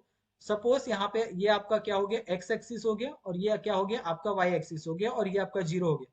सपोज जब आपके पास कोई एक रिएक्टेंट है और इस रिएक्टेंट से क्या हो रहा है, यहाँ पे एक प्रोडक्ट का क्या हो रहा है, फॉर्मेशन हो रहा है। ठीक है, और दूसरा आपके पास क्या है, एक ये है, एक ये आपके पास रिएक्टेंट है, इससे आपका क्या हो रहा है, प्रोडक्ट का फॉर्मेशन हो रहा है जिससे बी बन रहा है। अभी यहाँ पे ये बी बन गया, अभी आपका इस प्रोडक्ट से आपका सी भी तो बनेगा, और ये सी क्या बनेगा, इस तरीके से बनेगा। ठीक है, यानी जो बी और सी है वो दोनों का जो कॉन्सेंट्रेशन है वो क्या है, इक्वल है, इसमें कोई भी फर्क नहीं है। अगर एक कम हो रहा है तो दूसरा बढ़ेगा, दूसरा कम हो रहा है तो एक बढ़ेगा। ओके, इस तरीके से बनेगा। अगर आप सेम अगर केस 2 में बात करोगे, ठीक है, ये आपका केस 2 है। केस 2 क्या कहता है कि अगर आपका K1 है, ओके, अगर आपका K1 क्या है, K2 से बड़ा है, K1 अगर आपका K2 से, यानी कॉन्सेंट्रेशन ऑफ B अगर आपका बड़ा है C से, तो इसका जो ग्राफ आएगा वो किस तरीके से आएगा, देखो यहाँ पे। ठीक है, यहाँ पे ये क्या करते हैं हम, सिंपली यहाँ पे जो ग्राफ है उसको हम लिखते हैं। ये आपका क्या हो जाएगा, एक्स एक्सिस हो जाएगा। ठीक है, और ये आपका क्या हो जाएगा, वाई एक्सिस हो जाएगा, ये आपका ओरिजिन यानी जीरो हो जाएगा। यहाँ पे क्या कह रहा है, यहाँ पे आपका तो सेम एक चीज तो सेम बनेगी कि आपका रिएक्टेंट क्या होगा, यहाँ से कम होगा। ओके, ये रिएक्टेंट कम हो रहा है, ये रिएक्टेंट क्या होगा आपका ए होगा। ठीक है, क्योंकि यही तो कम हो रहा है ना। अभी जो बनने वाले हैं K1 क्या होगा, ज्यादा बनेगा, और K2 क्या होगा, कम बनेगा। तो K1 क्या होगा, यहाँ पे ज्यादा बनेगा, ठीक है, यहाँ पे ये ज्यादा बन रहा है तो ये कॉन्सेंट्रेशन ऑफ बी हो जाएगा। और जो K2 है, K2 क्या हो रहा है, कम बन रहा है, तो यहाँ पे K2 क्या हो रहा है, कम बन रहा है, जो होगा कॉन्सेंट्रेशन ऑफ सी। ठीक है, ये आपको समझ में आ गया होगा, आई होप आपको इसके अंदर तो कोई दिक्कत नहीं होनी चाहिए कि K1 क्या है, आपका बड़ा है K2 से। ठीक है, अभी अगर आपको तीसरा कंडीशन दिया जाए, ठीक है, केस आपको 3 दिया जाए, केस 3 में क्या कहता है कि जो आपका K1 है, वो K1 क्या है आपका, कम है K2 से, यानी अभी इसके अंदर क्या होगा, जो आपका K2 होगा वो ज्यादा प्रोडक्ट बनाएगा, और K1 क्या होगा, कम प्रोडक्ट बनाएगा। तो इसका जो ग्राफ होगा उसके क्या हो जाएगा, अपोजिट आ जाएगा। ठीक है, इसके अपोजिट आ जाएगा, यहाँ पे आपका एक्स एक्सिस आ जाएगा, ये आपका वाई एक्सिस आ जाएगा, यहाँ पे ओरिजिन का जीरो आ जाएगा। आपका रिएक्टेंट तो कम हो रहा है ना, भले प्रोडक्ट आपका कुछ भी बने, इससे हमें कोई मतलब नहीं है, लेकिन जो हमारा रिएक्टेंट है वो तो कम हो रहा है ना, ए, वो चाहे आपका बी का फॉर्मेशन हो या सी का फॉर्मेशन हो, उससे हमें कोई फर्क नहीं पड़ता है। अभी यहाँ पे देखो, इसमें कंडीशन क्या दी है कि जो K1 है वो K1 कम बन रहा है K2 से। ठीक है, तो K1 क्या हो रहा है, कम बन रहा है K2 से, ये आपका क्या हो जाएगा, ये K2 हो जाएगा, और ये आपका K1 हो जाएगा। तो K2 क्या है आपका C है, और K1 क्या है आपका B है। ओके, तो आपको आई थिंक मेरे हिसाब से इससे अच्छा जो एग्जांपल है, इससे अच्छे तरीके से और कोई नहीं बता के आपको दे सकता है कि आपको ये किस तरीके से करना है। आपको इसके अंदर कोई, अगर आपको कुछ डाउट लगता है तो आप किस तरीके से ये सारी चीजों को कर सकते हो। ठीक है, यहाँ पे हमने बहुत सिंप्लीफाई तरीके तरीके से आपको ये सारी चीजें यहाँ पे आपको प्रोवाइड की है, और आपको इसके अंदर कोई दिक्कत नहीं आनी चाहिए, ये मैं आपसे उम्मीद करता हूँ। ठीक है, और प्लीज आप लोग इसको बहुत अच्छे से समझो। अगर यहाँ तक हमने पढ़ाया, अगर आपको कुछ भी यहाँ तक कुछ भी डाउट लग जाता है ना, थोड़ा सा भी, ओके, 1% पे अगर आपको डाउट लगता है कि ये सारी चीजें मुझे नहीं समझी है, तो प्लीज आप लोग हमें मैसेज करो, कमेंट करो, आप हमें इंस्टाग्राम, टेलीग्राम, कहीं पे भी आप हमें मैसेज कर सकते हो, पूछ सकते हो, आपके डाउट क्लियर कर सकते हो। ये आपको पूरी आजादी आपको है, आपको चाहिए तो मैं आपको अपना आने वाले वीडियो में, अगर आप चाहो तो हमें बता सकते हो, हम लाइव आके भी उस चीज को सॉल्व कर सकते हैं। आप चाहो तो हमें बता सकते हो कमेंट करके कि हम कब लाइव आए, या फिर आप हमें इंस्टाग्राम पे मैसेज कर दो, डीएम कर दो, आप इतना तो कष्ट ले ही सकते हो। ठीक है, ये आप सारी चीजों को आप आराम से कर सकते हो। ठीक है, तो यहाँ तक तो आपको ये बहुत क्लियर तरीके से समझ में आ गया होगा कि किस तरीके से ये सारी चीजों को आपको करना है। ओके, अगर आप इसके ऊपर कुछ पीवाईक्यू क्वेश्चन देखना चाहते हो तो वो भी हम यहाँ पे देख लेते हैं। ठीक है, सपोज अगर आपको इसका काइनेटिक्स पूछा जाए पैरेलल का, ठीक है, तो अगर आपको यहाँ पे इसका काइनेटिक्स अगर आपको पूछ दिया जाए तो आप कैसे करोगे।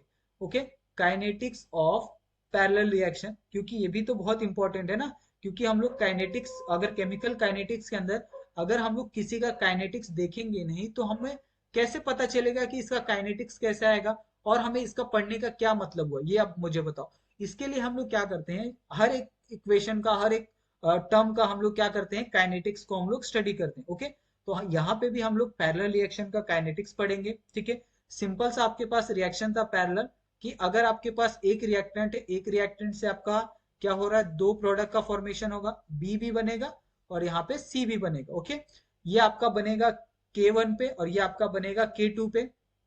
ठीक है, यहां से क्या आप मुझे बताओ, ये मल्टीपल हो सकता है क्या, यहाँ पे 2 से 3 भी हो सकता है, बिल्कुल हो सकता है। तो यहाँ पे हम क्या करते हैं, एक बार ट्राई करके देखते हैं।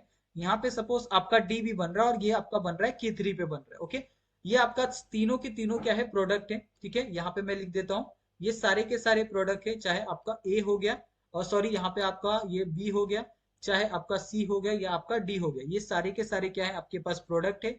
और आपके पास रिएक्टेंट कितना है, सिर्फ रिएक्टेंट आपके पास है सिंगल वन, यानी ए है। ओके, ए से आपके पास 3 प्रोडक्ट तो फॉर्मेशन में आ गए। अभी मुझे बताओ, क्या आप तीनों का यहाँ पे ये लिख सकते हो, काइनेटिक्स लिख सकते हो ए, बी और सी का, बिल्कुल लिख सकते हैं। ठीक है, जैसे अगर आपको ए का काइनेटिक्स बोला जाता है तो ए का काइनेटिक्स ए होगा। ठीक है, ए से अगर आप क्या कर रहे हो, यहाँ पे ए का काइनेटिक्स अगर आप लिख रहे हो तो ये सिंपली आ जाएगा ए नॉट। ओके, यहाँ पे एक्सपोनेंशियल ऑफ, यहाँ पे क्या आ जाएगा आपका K1 आ जाएगा, यहाँ पे आपका K2 आ जाएगा, यहाँ पे आपका K3 आ जाएगा, ये तीनों क्या होगा आपका प्लस में होगा, और यहाँ पे आ जाएगा आपका T आ जाएगा। ओके, ये आ गया, ये आपका ए का हो गया। अगर आपको बी का कहा जाए, ठीक है, तो बी का आप लिख सकते हो क्या, काइनेटिक्स, बिल्कुल लिख सकते हैं। बी का काइनेटिक्स क्या आएगा यहाँ पे, ये आपका के हो गया। ठीक है, और यहाँ पे नीचे क्या आ जाएगा, K1 आ जाएगा, प्लस आपका K2 आ जाएगा, प्लस आपका K3 आ जाएगा। ओके, और यहाँ पे आ जाएगा आपका ए नॉट माइनस ए आ जाएगा। ठीक है, यहाँ पे, और ये आपका K upon K1 plus K2 upon K3 ये वैल्यू यहाँ पे आ जाएगी। तो ये बहुत सिंपल है, आपको सिर्फ क्या करना है, यहाँ पे सपोज अगर आपको K1 की वैल्यू निकालनी है तो K1 की वैल्यू में क्या किया आपने, K1 plus K2 plus K3 ये आपने कर लिया। और यहाँ पे आपने क्या किया, इसको यहाँ पे A नॉट अगर ये T1 पे है, ये T0 पे आपका है, ये T0 पे हमने कैलकुलेट किया। ओके, यहाँ पे T0 पे हमने कैलकुलेट किया और ये हमने क्या किया, T1 is equal to T पे कैलकुलेट किया। इसके लिए ये क्या आ गया, A नॉट माइनस A आ गया। ओके, नहीं तो सेम आता। अगर आपको C पे कहा जाए तो C पे भी आप निकाल सकते हो। C पे क्या है आपका, सी पे है यहाँ पे आपका K2 है, ठीक है। और यहाँ पे नीचे क्या आ जाएगा, K1 प्लस आपका K2 प्लस आपका K3 आ जाएगा, ठीक है। अभी यहाँ पे सी पे अगर आपको निकालना है तो सी पे भी आप बहुत आसानी से निकाल सकते हो, ठीक है। यहाँ पे सेम आ जाएगा, यहाँ पे आ जाएगा A नॉट माइनस A आ जाएगा, ठीक है। आप इसको सिंप्लीफाई करके भी लिख सकते हो, A की वैल्यू की जगह आप इसको लिख सकते हो, लेकिन हम फिलहाल इतना ही रखते हैं। आपको जब इक्वेशन में लगेगा कि A की वैल्यू को पुट करना चाहिए तब आप ये कर सकते हो। ओके, अभी हम लोग क्या करते हैं, इसको और ये नहीं करते हैं, यानी आपको और इसमें अगर ये कर दूंगा, बहुत सारा लिख दूंगा तो आप कंफ्यूज हो जाओगे। इसके लिए मैं क्या करता हूँ, इसको इसी तरीके से रहने देता हूँ। सिर्फ आपको क्या करना है, यहाँ पे जो ए वाला टर्म दिया है ना, ए वाले टर्म में आपको ये अप्लाई करते जाना है, अगर आपको कभी पूछा जाए तो, ठीक है। अभी डी का भी आप लिख सकते हो, डी क्या है आपका K3 है। नीचे क्या आ जाएगा, यहाँ पे K1 आ जाएगा प्लस आपका K2 आ जाएगा प्लस आपका K3 आ जाएगा, ठीक है। और यहाँ पे आपका क्या आ जाएगा, यहाँ पे आ जाएगा आपका A नॉट माइनस A आ जाएगा, ठीक है। बहुत सिंपल है। और सेम अगर A की जगह अगर आप लिखना चाहते हो तो आप ये लिख सकते हो, ठीक है। ये बहुत सिंपल है, मेरे हिसाब से आपको इसके अंदर कोई डाउट नहीं आना चाहिए, ये मेरा मानना है। ओके, अगर आपको यहाँ पे एक रिएक्टेंट से अगर आपको तीन प्रोडक्ट का अगर फॉर्मेशन होता है तो क्या आप मुझे बता सकते हो ये तीनों का, आप क्या इसका जो ग्राफ है वो आप निकाल सकते हो? बिल्कुल निकाल सकते हैं। तो यहाँ हम क्या करते हैं, यहाँ पे इसका जो ग्राफ है उसको भी यहाँ पे निकाल देते हैं, ठीक है। तो ग्राफ निकालने के लिए हम क्या करेंगे, केस आपके पास बनाते हैं। ओके, सपोज हमारे पास तीन केस थे। ओके, सबसे पहला केस क्या था हमारे पास, जो K1 है वो K1 क्या होगा, K2 के बराबर होगा, ठीक है। दूसरा केस क्या था हमारे पास, दूसरा केस था हमारे पास जो K1 होगा वो K1 क्या होगा, यहाँ पे बड़ा होगा K2 से। ओके, और केस तीसरा क्या था हमारे पास, केस तीसरा था हमारे पास जो K1 होगा वो K1 क्या होगा, छोटा होगा आपका K2 से। ओके, ये हमारे पास तीन केस थे। तीनों का ग्राफ हम यहाँ पे फटाफट बना लेते हैं। ये आपका पहले का ग्राफ है, ये आपका पहले का ग्राफ है, ठीक है। ये आपका दूसरे का ग्राफ है, ठीक है। ये आपका दूसरा, और यहाँ पे आपका ये तीसरा ग्राफ यहाँ पे हम लोग बना लेते हैं। ये आपको बहुत ज्यादा दिक्कत नहीं करेगा, इसके लिए हमने क्या किया, यहाँ पे डायरेक्टली बना देते हैं। ये आपका वाई एक्सिस, ये आपका वाई एक्सिस, ये आपका एक्स, ये आपका एक्स, ये आपका वाई और ये आपका एक्स। ओके, पहले में आप ये ध्यान रखो कि ये आपका क्या है, यहाँ पे आपका कॉन्सेंट्रेशन आएगा, यहाँ पे आपका क्या आ जाएगा, टाइम आएगा। ओके, तो ये चीज आप सब जगह लिखोगे, क्योंकि आप जब भी ग्राफ बनाते हो तो प्लॉटिंग आपका बहुत जरूरी है।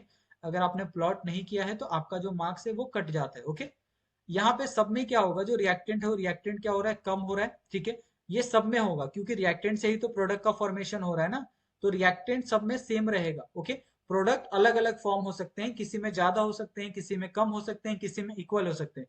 अगर ये आप केस वन देखो जिसमें क्या है आपका रिएक्टेंट और प्रोडक्ट दोनों इक्वल है, इस तरीके से आपका बनेगा, ठीक है। यहाँ पे रिएक्टेंट और प्रोडक्ट क्या होंगे, इक्वल होंगे, जिसमें आपका बी और सी क्या होगा, यहाँ पे इक्वल होगा। और यहाँ पे जो आपका ए है वो क्या होगा, यहाँ पे कम होगा। यहाँ पे भी ए है वो कम होगा, यहाँ पे भी जो ए है वो क्या होगा, कम होगा। दूसरे में अगर आप देखोगे कि K1 क्या है, ज्यादा है K2 से, तो यहाँ पे आप सिंपली कर लोगे, ठीक है। जैसे यहाँ पे ये K1 है तो K1 ज्यादा है, तो K1 की जो वैल्यू है, K1 की वैल्यू क्या है आपके पास, C है, ठीक है। और यहाँ पे ये क्या है, यहाँ पे C B है, और K2 की वैल्यू क्या है, यहाँ पे आपके पास C है। ओके, तीसरा कंडीशन क्या है कि K1 क्या है, छोटा है K2 से। ओके, तो यहाँ पे क्या आ जाएगा, यहाँ पे आ जाएगा आपका, ये आपका C आ जाएगा और यहाँ पे आपका B आ जाएगा, ठीक है। इस तरीके से आपको क्या करना था, ग्राफ का रिप्रेजेंटेशन करना था। और बहुत ज्यादा इसमें आपको दिक्कत नहीं आनी चाहिए, बहुत सिंपल है, बहुत आसानी से ये सारी चीजों को आप कर सकते हो। ओके, और इसके अंदर मेरे हिसाब से और कोई दिक्कत आपको नहीं महसूस होनी चाहिए। ओके, और आपको यहाँ पे कुछ और जो बातें हैं इससे ये भी हम यहाँ पे आपको बता देते हैं, ताकि आपको और कुछ जो दिक्कत होगी छोटी मोटी वो भी क्या हो जाए, क्लियर हो जाए। और फिर हम क्या करेंगे, कुछ PYQ क्वेश्चन है उसको हम लोग क्या करेंगे, सॉल्व करेंगे। ओके, वी नो, अगर आपके पास एक रिएक्टेंट है, ओके। इस रिएक्टेंट से सपोज एक प्रोडक्ट का यहाँ पे फॉर्मेशन हो रहा है और एक प्रोडक्ट का यहाँ पे फॉर्मेशन हो रहा है। ये आपका फॉर्मेशन हो रहा है रेट कांस्टेंट K1 पे और ये फॉर्मेशन हो रहा है आपका K2 पे। यहाँ पे इसका अगर हम कॉन्सेंट्रेशन ऑफ ए की वैल्यू लिखे तो कॉन्सेंट्रेशन ऑफ ए की वैल्यू क्या है, ए नॉट एक्सपोनेंशियल ऑफ माइनस के, ओके। यहाँ पे K1 प्लस आपका K2 और मल्टीप्लाई बाय टी, ओके। उसके बाद अगर हम कॉन्सेंट्रेशन ऑफ बी की वैल्यू लिखे तो ये क्या था आपका K1 अपॉन आपका यहाँ पे K1 प्लस आपका K2, ठीक है। यहाँ पे और यहाँ पे क्या आ जाएगा, ये आ जाएगा आपका ए नॉट माइनस ए की वैल्यू आ जाएगी। ए की वैल्यू आप लिखे तो अच्छा है, नहीं लिखे तो आप बाद में लिखना पड़ेगा आपको। यहाँ पे आपको कॉन्सेंट्रेशन ऑफ जो सी है वो कैसा आ जाएगा, यहाँ पे आपका K2, यहाँ पे नीचे आ जाएगा K1 प्लस आपका K2, यहाँ पे आ जाएगा आपका ए नॉट माइनस ए आ जाएगा, ठीक है। इस तरीके से आपको लिखना है। अगर आपको यहाँ पे पूछा जाए कि the ratio of product of time T for the parallel reaction remain constant, okay. यहाँ पे आपके पास एक कंडीशन दी जाती है कि जितना भी यहाँ पे जो पैरेलल रिएक्शन है ना, ओके, जितना भी आपका यहाँ पे जो पैरेलल रिएक्शन दिया है ऑफ टाइम टी पे, ठीक है। यहाँ पे ऑफ टाइम टी पे यानी टाइम टी यानी टाइम कुछ होगा, ओके। अगर आपको ये कांस्टेंट दिया जाए, ठीक है, तो कांस्टेंट देने पे क्या हो जाएगा, आपको ए की बात नहीं कर रही है, आपको बी और सी की बात कर रही है, ओके। तो यहाँ पे क्या हो जाएगा, concentration of B upon concentration of C हो जाएगा is equal to concentration of B की जो वैल्यू है वो क्या है आपके पास K1 अपॉन यहाँ पे K1 प्लस आपका K2 है। यहाँ पे आपका क्या हो जाएगा ए नॉट माइनस ए हो जाएगा, ठीक है, अपॉन यहाँ पे आपका क्या हो जाएगा ये K2 हो जाएगा डिवाइडेड बाय K1 प्लस आपका K2 और यहाँ पे आ जाएगा ए नॉट माइनस ए आ जाएगा, ठीक है, इज इक्वल टू आपका K1 अपॉन K2। ये वैल्यू आपके पास आ जाती है। अगर आप इस चीज में अगर आप यहाँ पे आप सिंपली भी कर सकते हो, ये तो आपके पास हो गई बी अपॉन सी की वैल्यू। अगर आपको अमाउंट ऑफ बी अगर आपको पूछा जाए तो अमाउंट ऑफ बी भी तो आप निकाल सकते हो ना, ये आपके लिए दिक्कत नहीं होनी चाहिए, ओके। अगर सपोज यहाँ पे मैंने आपको पूछ लिया अमाउंट ऑफ बी, ओके, अगर आपको अमाउंट ऑफ बी पूछ लिया मैंने तो क्या आप निकाल सकते हो, ठीक है, बिल्कुल निकाल सकते हैं। तो ये कैसा हो जाएगा, अमाउंट ऑफ बी का फॉर्मूला क्या है, यहाँ पे K1 है ना, तो आप सिंपली क्या करो, यहाँ पे K1 की जगह क्या था, K1 की जगह था आपके पास बी था, तो यहाँ पे आप बी लिख दो, ठीक है। नीचे क्या था आपके पास K1 की जगह बी का कॉन्सेंट्रेशन था, प्लस आपका सी की जगह यहाँ पे K2 की जगह क्या था, सी का कॉन्सेंट्रेशन था। ये बहुत सिंपल हो गया, ओके। और यही आपका फॉर्मूला था K1 upon K1 plus K2 था। इसी तरीके से आप C का भी लिख सकते हो, ठीक है। तो C का भी क्या आ जाएगा, C अपॉन बी प्लस सी आ जाएगा। बहुत ज्यादा दिक्कत नहीं आनी चाहिए मेरे हिसाब से तो आपको ऐसे सारे क्वेश्चन के अंदर, ठीक है। तो यहाँ तक आपको आई होप कि बहुत अच्छे से समझ में आ गया होगा। अगर आपको यहाँ तक जैसे हमने पैरेलल रिएक्शन को यहाँ पे खत्म किया है, अगर आपको कुछ नहीं समझा होगा तो अभी भी आपके पास टाइम है कि प्लीज आप लोग हमारे जितने भी अभी स्लाइड्स हैं उस स्लाइड्स में से आपको जो भी डाउट लगता है, जिस भी स्लाइड में आपको डाउट लगता है, प्लीज आप लोग उसका स्क्रीनशॉट ले लें और हमें आप टेलीग्राम पे इंस्टाग्राम पे आप जहां चाहें वहां आप भेज सकते हैं। आप हमें कमेंट करके भी पूछ सकते हैं। अगर आपको कोई क्वेश्चन बहुत लग रहा है कि सिंपली हम कमेंट में आंसर कर सकते हैं तो उसका आप आंसर पूछे। मैं नहीं चाहता कि आपके मन में कोई भी डाउट रहे, क्योंकि ये बहुत बड़ा एग्जाम होता है, CSIR नेट केमिकल साइंस और गेट का एग्जाम, ठीक है। बहुत से बच्चों को इसके ऊपर बहुत ज्यादा उम्मीद होती है, तो आपको इस तरीके से आपको बिल्कुल भी लाइटली ये सारी चीजों को नहीं लेना है, ओके। अभी यहाँ पे हम क्या कर सकते हैं, कुछ PYQ क्वेश्चन सॉल्व कर सकते हैं, ओके। और PYQ क्वेश्चन सॉल्व करेंगे और उसका जो आंसर है वो आपको क्या करना है, सिंपली आपको बताना है। हम उसका आंसर बताएंगे, लेकिन ये क्वेश्चन आपको खुद से भी करना है। हम सिर्फ आपको आंसर बताएंगे शॉर्ट फॉर्म में, लेकिन आपको इसको सॉल्व करना है पूरा अच्छे से, अच्छे तरीके से, अच्छे रिप्रेजेंटेशन के साथ, ठीक है। यहाँ पे हम सबसे पहला एक क्वेश्चन लिखते हैं, ठीक है। ये सारे के सारे क्वेश्चन आपको PYQ में है, ओके। ये आपका IIT जेम का क्वेश्चन है, ठीक है। ये जेम में आपको 2003 में क्वेश्चन आपको पूछा गया था, तो ये क्वेश्चन को आप नोट कर लो। इसमें क्या पूछा गया था, ठीक है।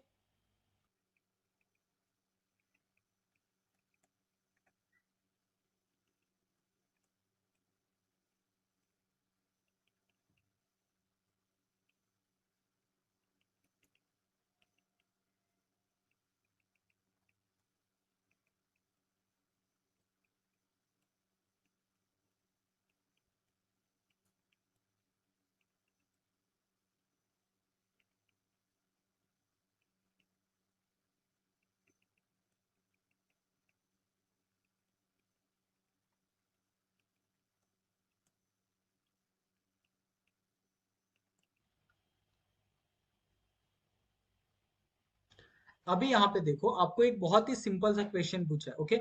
अगर आप यहाँ पे ये सिंपल से क्वेश्चन को अगर आप देखो ना, तो ये आईआईटी जेम 2003 में पूछा गया था।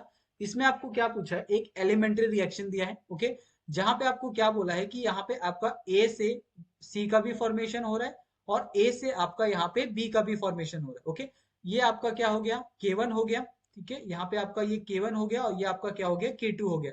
अभी मुझे बताओ, ये इस रिएक्शन को, पूरे रिएक्शन को क्या मैं इस तरीके से भी रिप्रेजेंट कर सकता हूँ। यहाँ पे आपका सी हो गया, और यहाँ पे आपका बी हो गया, ठीक है। ये आपका कॉन्सेंट्रेशन ऑफ सी, और यहाँ पे ये कॉन्सेंट्रेशन ऑफ बी हो गया। कॉन्सेंट्रेशन ऑफ सी के फॉर्मेशन में आपका क्या है, K1 है, और कॉन्सेंट्रेशन ऑफ बी के फॉर्मेशन में क्या है, आपका K2 है। और आपको यहाँ पे क्या पूछा है कि अगर आपको K1 की जो वैल्यू है वो आपको दी है 2K1, ठीक है, ये भी आपको दिया है। और यहाँ पे ये पूछा है टाइम जीरो पे अगर ए की वैल्यू क्या है, A0 है, ठीक है, और बी सी और सी की वैल्यू क्या है, जीरो है at the later time t. The value of B C आपको क्या करना है, कैलकुलेट करना है, ओके। अगर आप बी सी को देखोगे तो बी सी को हम डायरेक्टली भी कैलकुलेट कर सकते हैं। ये क्या है, बी अपॉन सी क्या है, एक दूसरे के प्रोपोर्शन में है। बी की वैल्यू क्या है आपके पास, यहाँ पे K1 है, ठीक है, और यहाँ पे सी की वैल्यू क्या है आपके पास, K2 है, ओके। और K1 की जो वैल्यू है वो ऑलरेडी आपको दी है। K1 की वैल्यू दी है आपके पास 2K2, और K2 की वैल्यू दी है आपके पास यहाँ पे K2, ओके। अभी यहाँ पे देखो, K2 और K2 की वैल्यू क्या हो जाएगी, कट हो जाएगी, और यहाँ पे क्या आ जाएगा आपका 2 आ जाएगा, सिंपल सा। तो यहाँ पे जो आंसर आएगा वो क्या हो जाएगा, 2 हो जाएगा। लेकिन इसको क्या करना है, आपको सबसे पहले इसका रेट ऑफ रिएक्शन लिखना है, उसके बाद इसको कंपेयर करना है। इस तरीके से आपको स्टेप बाय स्टेप ये सारी चीजों को करना है। यहाँ पे तो हमने सिंपली आपको सॉल्व करके दे दिया, लेकिन आपको इसको सिंपली सॉल्व नहीं करना है, ओके। उसी तरीके से हम एक और क्वेश्चन आपको देते हैं, जो आपको नेट में आया था 2019, ठीक है।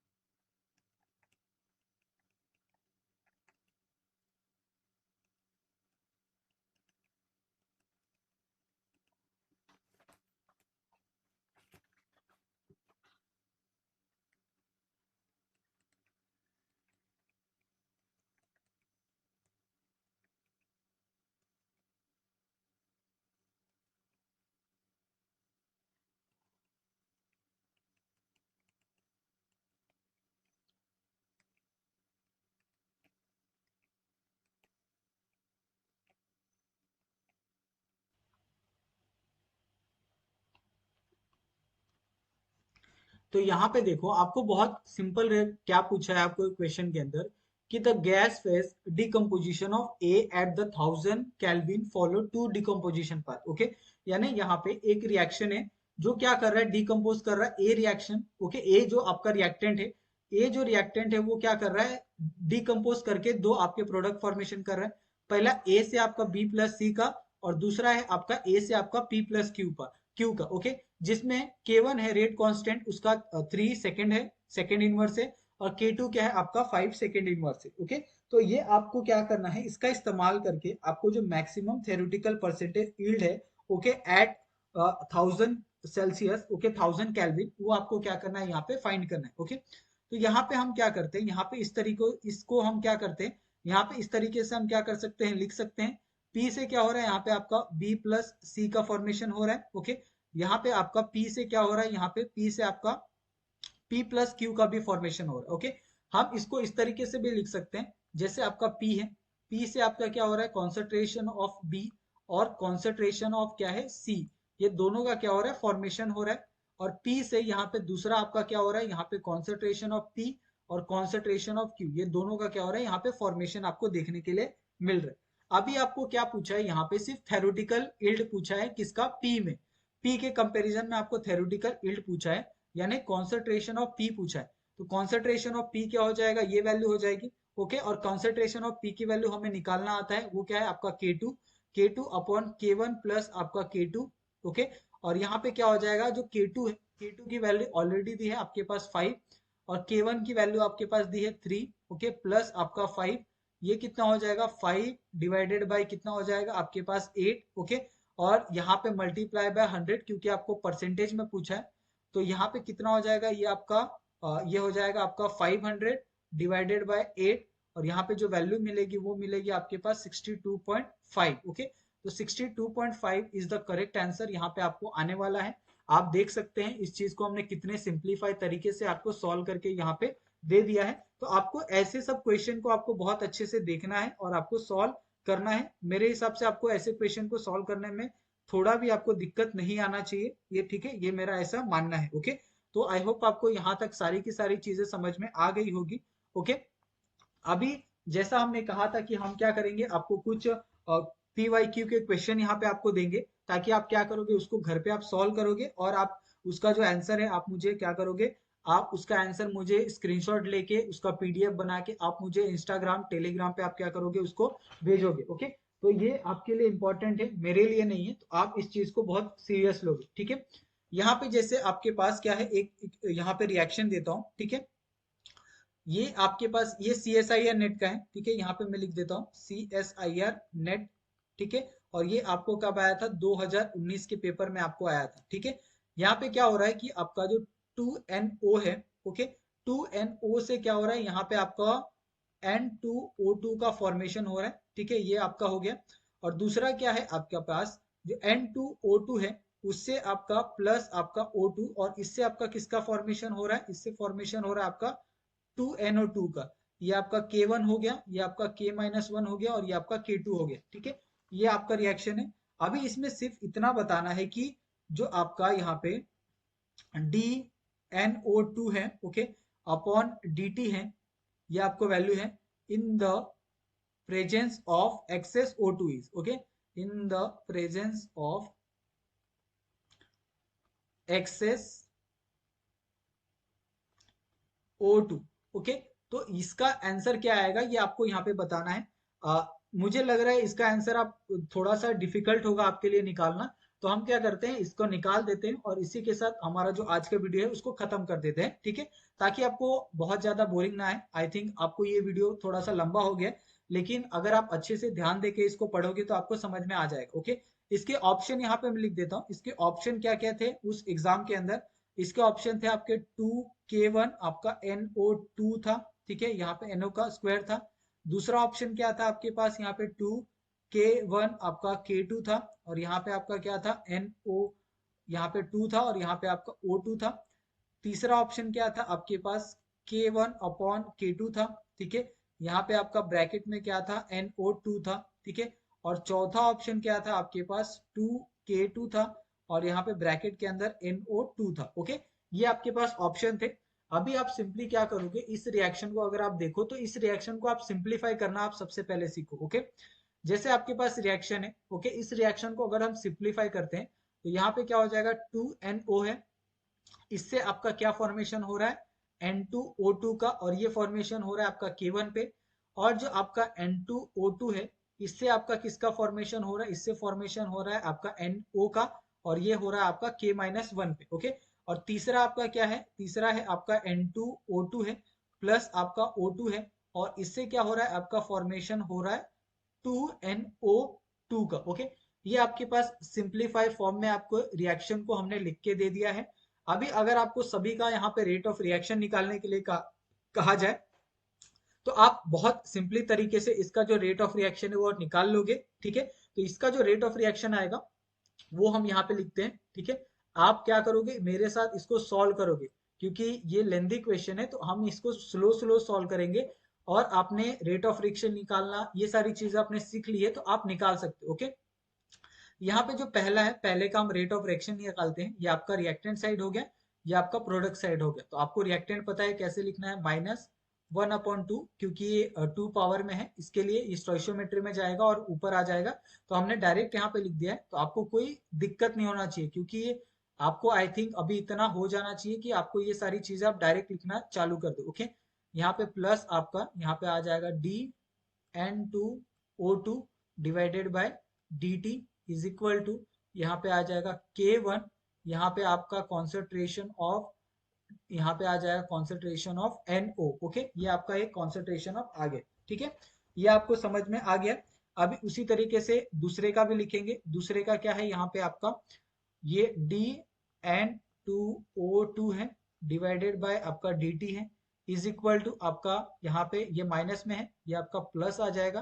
प्लस में क्या है आपका NO है और डिवाइडेड बाय dt है। ठीक है, मल्टीप्लाई बाय 1/2 है इज इक्वल टू, ये क्या हो जाएगा K-1 हो जाएगा, कॉन्सेंट्रेशन ऑफ N2O2 हो जाएगा। ठीक है, तीसरा आपको लिखना है, तीसरा भी बहुत इजी है, माइनस DN2O2 डिवाइडेड बाय आपका dt is equal to minus आपका DO2 अपॉन डिवाइडेड बाय आपका dt इज इक्वल टू, यहाँ पे DNO2 डिवाइडेड बाय आपका dt multiply by 1/2 is equal to K2, यहाँ पे concentration of N2O2, okay, and concentration of आपका O2।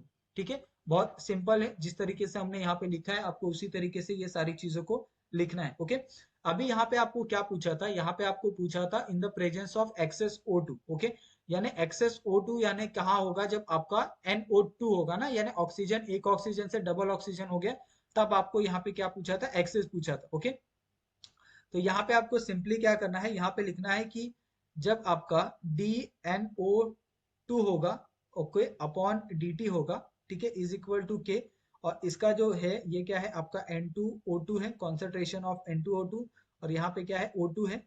इसको equation 1 इसलिए दे रहे क्योंकि ये क्या है, एक्सेस है, एक्सेस आपको O2 यहाँ पे देखने के लिए मिल रहा है, इसके लिए। और यहाँ पे जो आपका N2O2 है, N2O2 क्या है आपका, N2O2 है आपका इंटरमीडिएट है। ओके, और जब भी इंटरमीडिएट होता है तो दो चीजें हमारे पास होती है। ओके, और दोनों चीजें हैं हमारे पास अप्रोक्सीमेशन को ये करने के लिए, कैलकुलेट करने के लिए।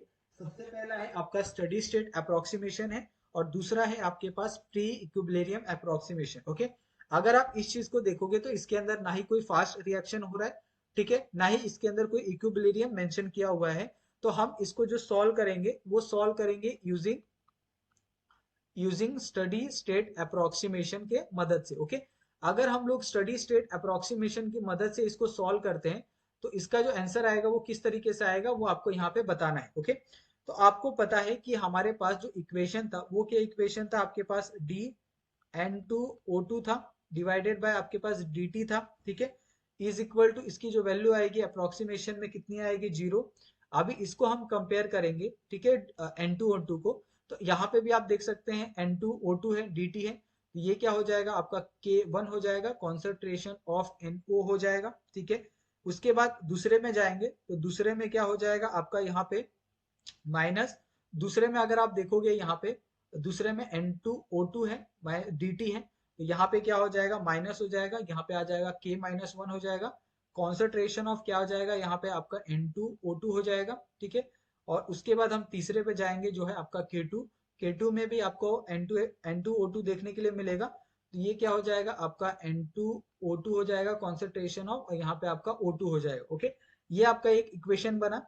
अभी ये इक्वेशन को अगर हम आगे लेके चले, ठीक है, तो यहाँ पे क्या हो जाएगा आपका K1 हो जाएगा, कॉन्सेंट्रेशन ऑफ आपका NO हो जाएगा। ठीक है, यहाँ पे आपका इज इक्वल टू, ये क्या हो जाएगा K-1 हो जाएगा, यहाँ पे आपका N2O2 हो जाएगा। ठीक है, कॉन्सेंट्रेशन ऑफ, प्लस आपका यहाँ पे K2, ठीक है, और यहाँ पे कॉन्सेंट्रेशन ऑफ क्या हो जाएगा N2O2 हो जाएगा।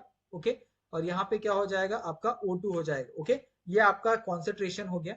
अभी सिर्फ आपको क्या निकालना है यहाँ पे, इसको कंपेयर करना है। ठीक है, तो आप इसको कंपेयर करके सिर्फ आपको N2 और O2 निकालना है, क्योंकि ये क्या है एक्सेस में है। ठीक है, तो N2O2 की वैल्यू क्या आ जाएगी, यहाँ पे ये वैल्यू आ जाएगी K1। ओके, यहाँ पे एक्सेस में NO, यहाँ पे आपका, और नीचे आ जाएगा आपका K-1 आ जाएगा, प्लस आपका K2। ठीक है, ये आपका आ जाएगा नीचे, और K2 यहाँ पे नीचे क्या आ जाएगा आपका O2 आ जाएगा। ठीक है, इस तरीके से आपका ये पूरा इक्वेशन यहाँ पे बन के आएगा।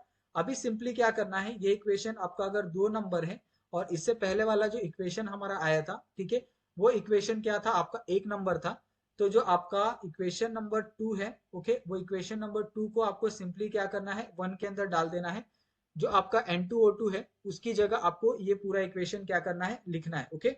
तो जो आपका dN2O2 है अपॉन dt है, ओके, इसमें अगर आप देखोगे तो क्या है, जो N2O2 है, ओके, उसकी जगह आपको क्या लिखना है, यहाँ पे 2K2, यहाँ पे आपका K1, यहाँ पे आपका NO, ठीक है, यहाँ पे आपका 2, यहाँ पे आपका O2, यहाँ पे डिवाइडेड बाय क्या हो जाएगा, K-1 हो जाएगा, प्लस आपका KO2 हो जाएगा, ओके। तो इस तरीके से आपको ये करना था। अभी यहाँ पे देखोगे कि जो आपका O2 है, O2 क्या है, आपका एक्सेस में है, ओके। और जब भी कोई चीज एक्सेस में होता है ना, तो एक्सेस में आप क्या करते हो, एक्सेस में होने के कारण इस चीज को आप निग्लेक्ट कर देते हो, यानी जो आपका K-1 होगा ना, वो K-1 क्या होगा, लेस देन आपका क्या होगा, K2O2 के बराबर होगा, ओके। यानी यहाँ पे K1 की जो वैल्यू होगी वो इसके बराबर नहीं होगी, यानी ये बहुत छोटा है। तो इस चीज को आप क्या कर सकते हो, डायरेक्टली निग्लेक्ट कर सकते हो। इसके लिए यहाँ पे आप डायरेक्टली इस चीज को इस तरीके से लिख सकते हो, N2 dN2O2 अपॉन यहाँ पे dt, okay, is equal to, यहाँ पे आ जाएगा आपका 2K, ओके, यहाँ पे आ जाएगा आपका NO, यहाँ पे 2 आ जाएगा, और यहाँ पे जो वैल्यू आएगी वो वैल्यू क्या आ जाएगी, यहाँ पे आपका 2K1 आ जाएगा, ओके। तो इस तरीके से क्या करना है, आपको ये पूरा इक्वेशन यहाँ पे सॉल्व करना है। बहुत सिंपल नहीं कह सकता, लेकिन थोड़ा सा आपको ये, अगर आप प्रैक्टिस करोगे ना तो आपको बहुत इजीली ये सारी चीजें आपको आ जाएगी। आपको दिक्कत नहीं होगी किसी भी कैलकुलेशन के अंदर, और हर एक चीज आप बहुत स्मूथली ये सारी चीजों को आप कैलकुलेट कर सकते हो, ओके। तो इस तरीके से यहाँ पे आज का जो वीडियो है वो यहाँ पे खत्म होता है, ठीक है। जैसा हमने यहाँ पे बार बार आपको कहा है कि कुछ भी अगर डाउट लगता है तो प्लीज आप लोग हमें कमेंट करें। आप चाहें तो हमें इंस्टाग्राम, टेलीग्राम, आप जहां चाहें वहां हमें मैसेज कर सकते हैं, ओके। और अगर आपको हमारी वीडियो पसंद आई है तो प्लीज आप हमारे वीडियो को लाइक कीजिए, आप अपने दोस्तों के साथ वीडियो को शेयर करिए। और हमारा आपसे हाथ जोड़ के निवेदन है कि प्लीज आप लोग हमारे चैनल को सब्सक्राइब कर लीजिए, हमें सपोर्ट करिए। हम लोग बहुत अच्छा अच्छा कंटेंट आपको यहाँ पे प्रोवाइड करने वाले हैं, ठीक है। और ये सारे के सारे जो कंटेंट है बहुत अच्छे तरीके से, बहुत अच्छे तरीके से आपको प्रोवाइड किए जाएंगे। साथ में इसके जो नोट्स हैं वो भी आपको प्रोवाइड किए जाएंगे, ठीक है, ताकि आप उसको एक्सेस भी कर सको टेलीग्राम से। इसके लिए आपको टेलीग्राम चैनल ज्वाइन करना होगा, ठीक है। और हमें फॉलो भी कर सकते हो आप इंस्टाग्राम पे, ठीक है। आपको उसका जो लिंक है दोनों का आपको डिस्क्रिप्शन में दे दिया गया है, ओके। तो थैंक यू सो मच आप सभी का, प्लीज आप लोग हमें सपोर्ट करते रहिए ऐसे ही। Thank you so much.